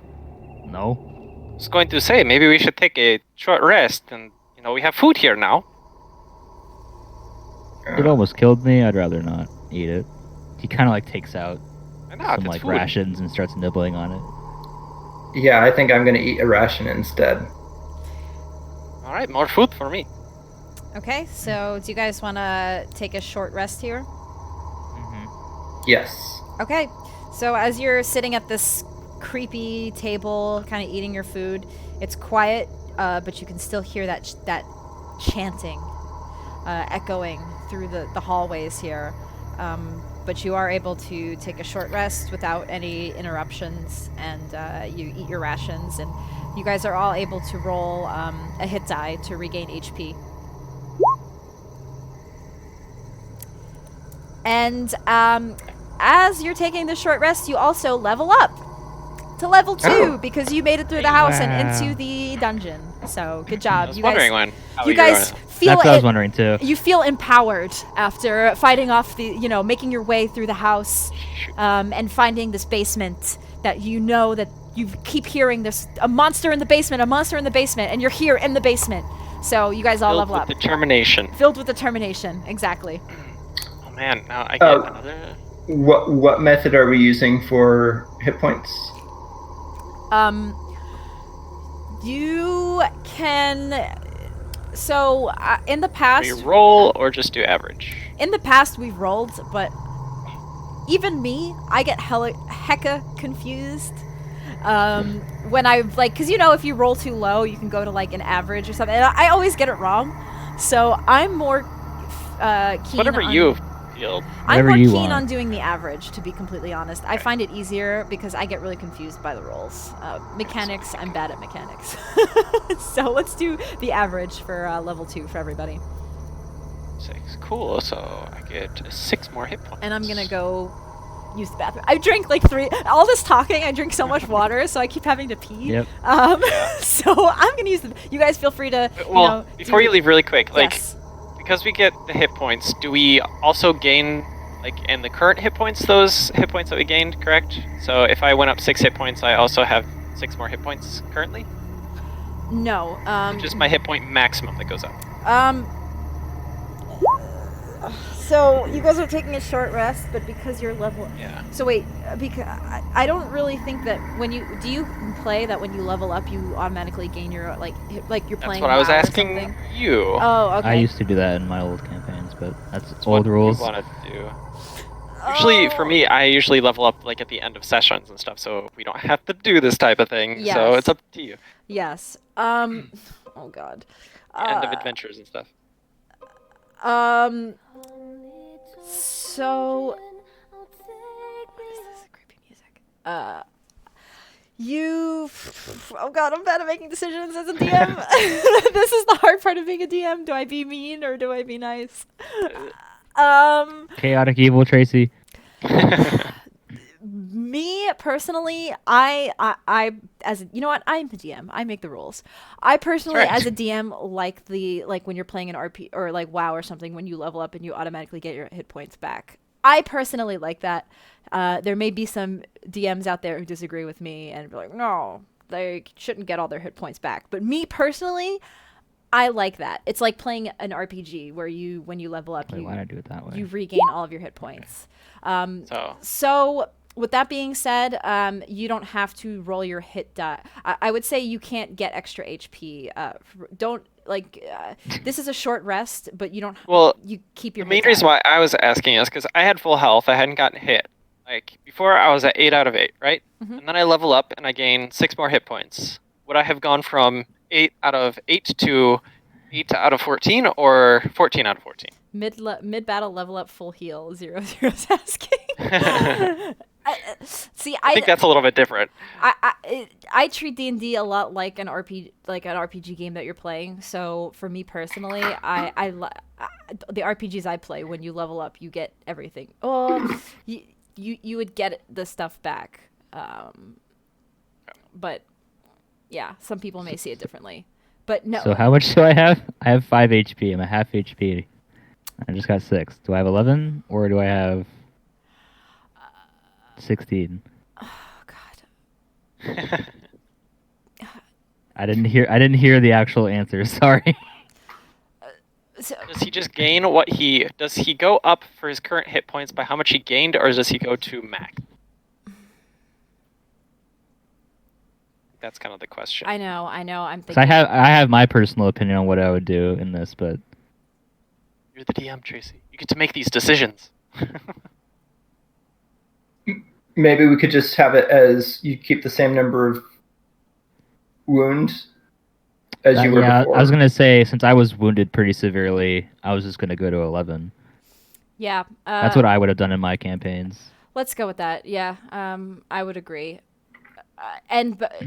So you level up. I know in some RPGs when you level up, you get like all of your spells and everything back. I'm gonna say for this, you don't Probably get not your for your spell slots. Yeah, No, you that don't get for you No. don't get your spell slots back. However, because we go up With to 2, level we do 2, gain an yeah. additional spell slot, so we should have Yes. at least So if you one. get additional Yeah. spell slots, then that Not is like we're different. at 0. Yeah. So I currently Yeah, have one go- spell slot. Yeah, go to the bathroom or whatever you're gonna do. Okay. Yeah. Go away, Sorry. Tracy. Sorry. Go away. I'm. Now that we have it like figured out. I feel like some DMs would be like, "Wow, you're too forget."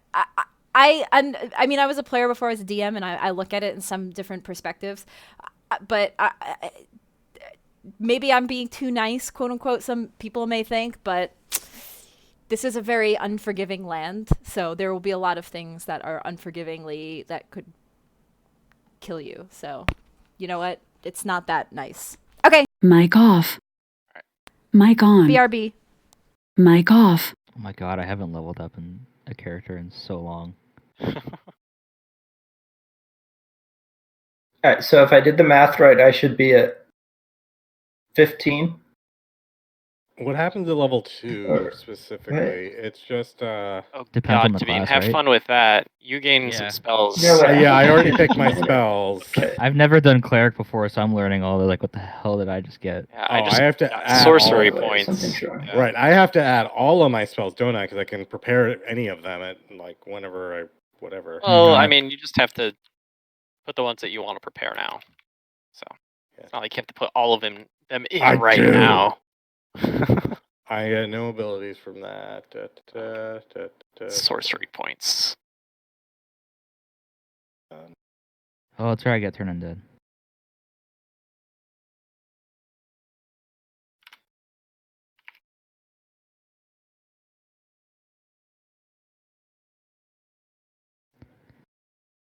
And actually, I can cast even more spells now because my sorcery points. I get another first level spell slot. Woohoo! Wait, where Do I you put- take your oath at level That's 2? level It's at 3. Oh, that's Yeah. level 3. Okay. Spellcasting is a big thing to add, so they put the oath at 3. I You got get my fighting smite too, style. right? I got my fighting style also. Yeah. You get a lot at Why? level 2. Like Yeah. a non-trivial amount of stuff. Alright. Yes, I did. So I get Magic. turn action.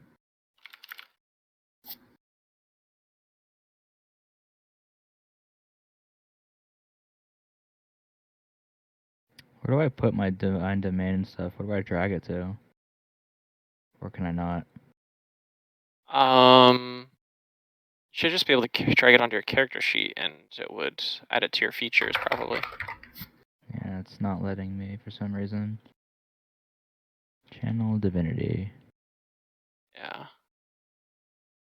Oh yeah, for features you need to like copy and paste them. Like you need to go to the bottom, hit the plus mark on your features and traits part, and make another one, and just copy and paste it in. Yeah, and then I need to add my new spell that I learned. I'm gonna go with this.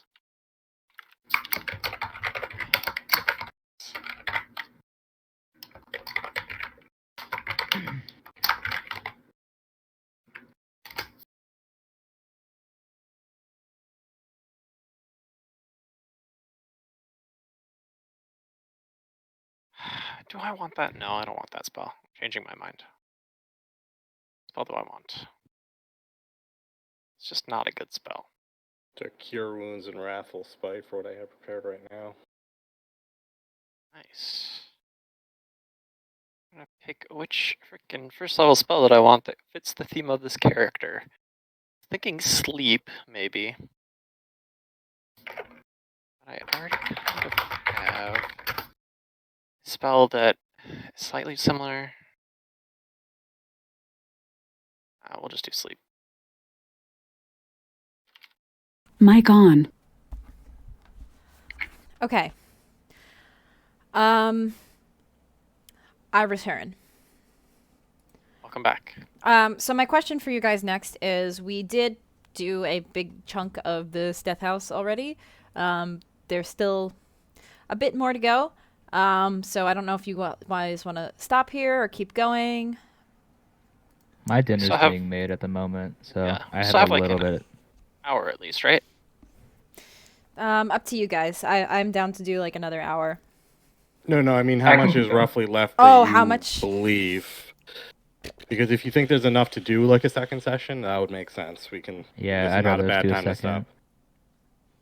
stop. So it's up to you at this I point. mean, 'cause we've there's been going for plenty about of 4 things hours. to do in a second, third, or even maybe fourth or fifth session, Tracy. Or even 23rd. I know. Could probably finish what's left in an hour. Yes, we can play another hour and then leave it up to what we, how we or where we get to. If we finish it, we might not even need to do another session. It depends on, how everybody feels at the end. You don't need to do another session. I would love to Have to buy continue some. into the mists of Barovia, into the world of Barovia, but we'll We'll talk about it. yeah. But yeah. Well, I'm saying I'm going on 11 o'clock right now, so it's getting pretty late for me. Yeah, I have dinner like on the way. Okay. Yeah, So I guess it's up to you East Coasters what you guys want yeah, to do. who wants to vote keep playing and who wants to vote stop? I'm gonna say I'm good to go for next week. Yeah, I another prefer. hour and change would be kind of weird now Okay. because I have some stuff I gotta prep. Okay. That's totally fine. So two, oh, well, I guess it would be two say stop.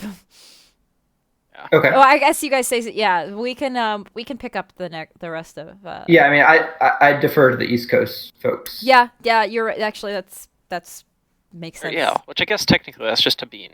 Yeah, Or, actually. for whatever it's just- reason, I was yeah. thinking, Archon, you're in I'm in Arizona, but yeah, currently it's West Coast. Pacific time now. For whatever This reason, time I was of year. thinking you're East Coast, but yeah, it's just a bean. Yeah. Wow. It is. I mean, Tracy used to be an East Coaster, but One question I would have is, If you guys want to keep For- going, I'm fine for going for at least. I can go for another hour, but that's my cap. It's really hard for me to say because, I mean, you guys skipped a lot of rooms in the actual house, so you could like breeze through this, or it could take some time.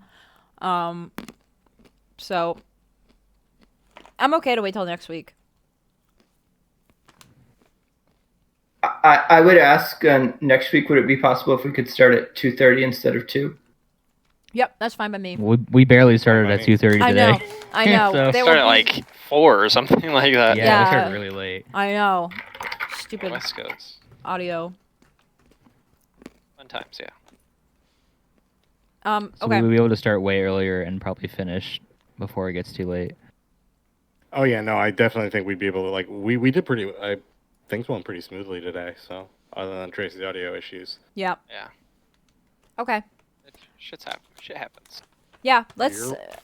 I've watched a lot of Death House sessions where they split it up into two, and then the people who do it for like the full thing, it's like 6+ hours. So I'm okay with us calling it here at the 4.5 hour mark. And we can do the same thing next Sunday around 2:30ish. It also lets us explore level 2 a bit. Yeah, and it lets me kind of assess my DM things and figure out what I can, do better and all Prep that. stuff that's after this, And think about, it is really difficult being like for my first I'm like, oh god, there's a lot to think about. So I'm scared. Keep track of everything. Yeah. Yep. And thanks for running this, Tracy. Woo! Yeah, it was fun. So I officially got to be a DM. This is my first time ever. Woo! It went really well. And Did a good I job. might not have been like dead, but you almost killed me. So I know. You almost killed me too. I was down to 1 hit point. Yeah, this place is very unforgiving. I mean, it's called Death House, but there are actually some things I probably could have done that could have even been worse. I feel like I feel like that dumb waiter would have killed me, right? Yes, it would have decapitated me. All right. So, yeah. when I got one-shotted by the thing, I'm like, I might need to be level 2 before I get down here. Yeah. Well, because I know it's at the end of this, so I'm like waiting. It's like, when is she gonna level us to 2? Like, Yeah. because what's waiting at the end is kind of scary. Yeah. No meta spoilers. That's as much as I'm gonna say. That field went only one spell slot. Yeah. Hey, at least. Hey, they wanted us to defeat a monster in the basement. We defeated a monster in the basement. True. Job's done. More what? You are more than welcome to, Not Walk- that kind of work. waltz out and we did it, kids. But Stop poking me. that's up to you guys. Zug, zug. So, just before we end, quick, debrief assessment. What do you guys think as players? Like the This is GM. fun. Okay. You're You'd fine. be good. Yeah, it's Okay. I fine. mean, especially for your first time doing it. I mean, there's a few times where it's like, oh god, I need a lick for. But I mean, that's to be expected for your first time. Like, there's a It's lot of very stuff hard. that pops up that You you just won't don't know expect your what first you time. need Yeah. for reference Yeah. until you've done it a bunch, where you can kind of predict what your players are Yeah. going to do. But for a first session, like, there's just going to be there's just a lot of stuff a DM just doesn't know. Yeah. It's like, oh just god, I Well, need to. you just have to know where to find it, and that's it. The Yeah. only thing that I've run into is it's very hard role playing an old man who's possessed. I Yeah. was like, shit. Yeah. I like the music. Yeah, the music was That's good, a nice too. touch. Yes. I have to add some. Oh yeah, your extra- acting Or- was good. yeah. If you have more, you'll have to send me like all of your that you have. Yeah. Up for it. Okay. Whenever I will run this. So. Dope. Okay. Alright. That's good. Good feedback, everybody. Thanks for playing. We will pick this up next Sunday. Yay! All right. Yep. Cool. Put it in my calendar now. Peace out. All right. See you guys. Bye everybody. Bye. Bye, chat. Bye chat. Okay. So, thank you everybody on the stream who tuned in and hung out and watched. How's Minnie doing today? She's doing much better now. You can. Oh wait, you can't see her. She's behind me right now, just cleaning herself. But she seems to be doing a lot better. I'm really happy about that. Yes, Minnie, I know. But yeah, so this was quite fun. It is a little stressful at times. I think my storytelling so far, if I had to assess myself, I think my storytelling is pretty good. But the mechanics side of things, I need to definitely work on as a DM. But I do feel pretty confident in my storytelling so far. Now I need to go back and watch the VOD. Yes, I will be saving these VODs and uploading them to YouTube. Because I would love to go back one day and just look at these and be like, oh, look at me being a little DM. I very much enjoyed this. It definitely was not as bad as I thought it would be. I know I was like panicking and freaking out and thinking that everything was going to go horrible and I would have a mental breakdown in the middle of it because it's too overwhelming. It was not like that. But I will say that if I wanted to do a full Curse of Strahd campaign, that would require a lot of preparation and planning because there's a lot to the world of Barovia and a lot of things to consider. And so it would take, it would be a decent amount of a commitment. The good thing is this isn't homebrew. This is a actual campaign. And so I can just kind of follow the guide of Curse of Strahd. And I've played through the entire campaign myself. So I have experienced it myself as a player. So that is some of the positives. Just the negative is I am a new DM, and people actually say Curse of Strahd is one of the harder campaign settings to actually DM. It is one of the more difficult ones. So I'll do some reading into the book and like read the next few parts. There are some characters that I absolutely adore in Curse of Strahd, and I would love to roleplay as them. But yeah, I have to work on that. Yeah, easier than homebrewing. So I'm glad you guys liked it. Those of you who watched and enjoyed it so far, I'm glad. Try to set up the maps beforehand. Yes, that is a good thing. I think I could have done a little bit better on the preparation. So positives, my storytelling I thought was pretty good. Negatives, the mechanics and the preparation. I should have had all the maps laid out and everything beforehand. So I could have done a little bit more to prepare. But those are my takeaways from this so far. Curse of Strahd is awesome, and if you guys are watching and you want to do Curse of Strahd, I highly recommend it. As a player, I absolutely loved the experience. It was just amazing. But yeah, we will return here with part 2 of Death House next week.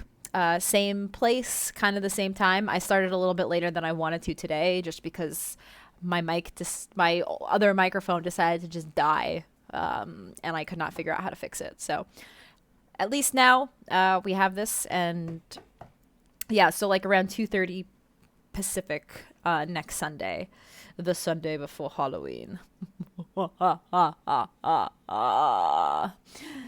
Strahd von Zerevich welcomes anybody who wants to watch. And that's about it.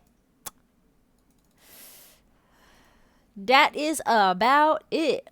I'm gonna head off and get some food. I just popped some popcorn. I was ready for part 2, and I popped popcorn to consume. But I'll go eat my popcorn and maybe actually make some real food as well. And yeah. Thanks, everybody. See y'all next week. Well, I'll probably stream sometime this week as well. I could watch the VOD with popcorn. Good idea. All right. Good night, everybody. See ya. Oh, time to give Minnie her medicine. My alarm went off. Goodbye.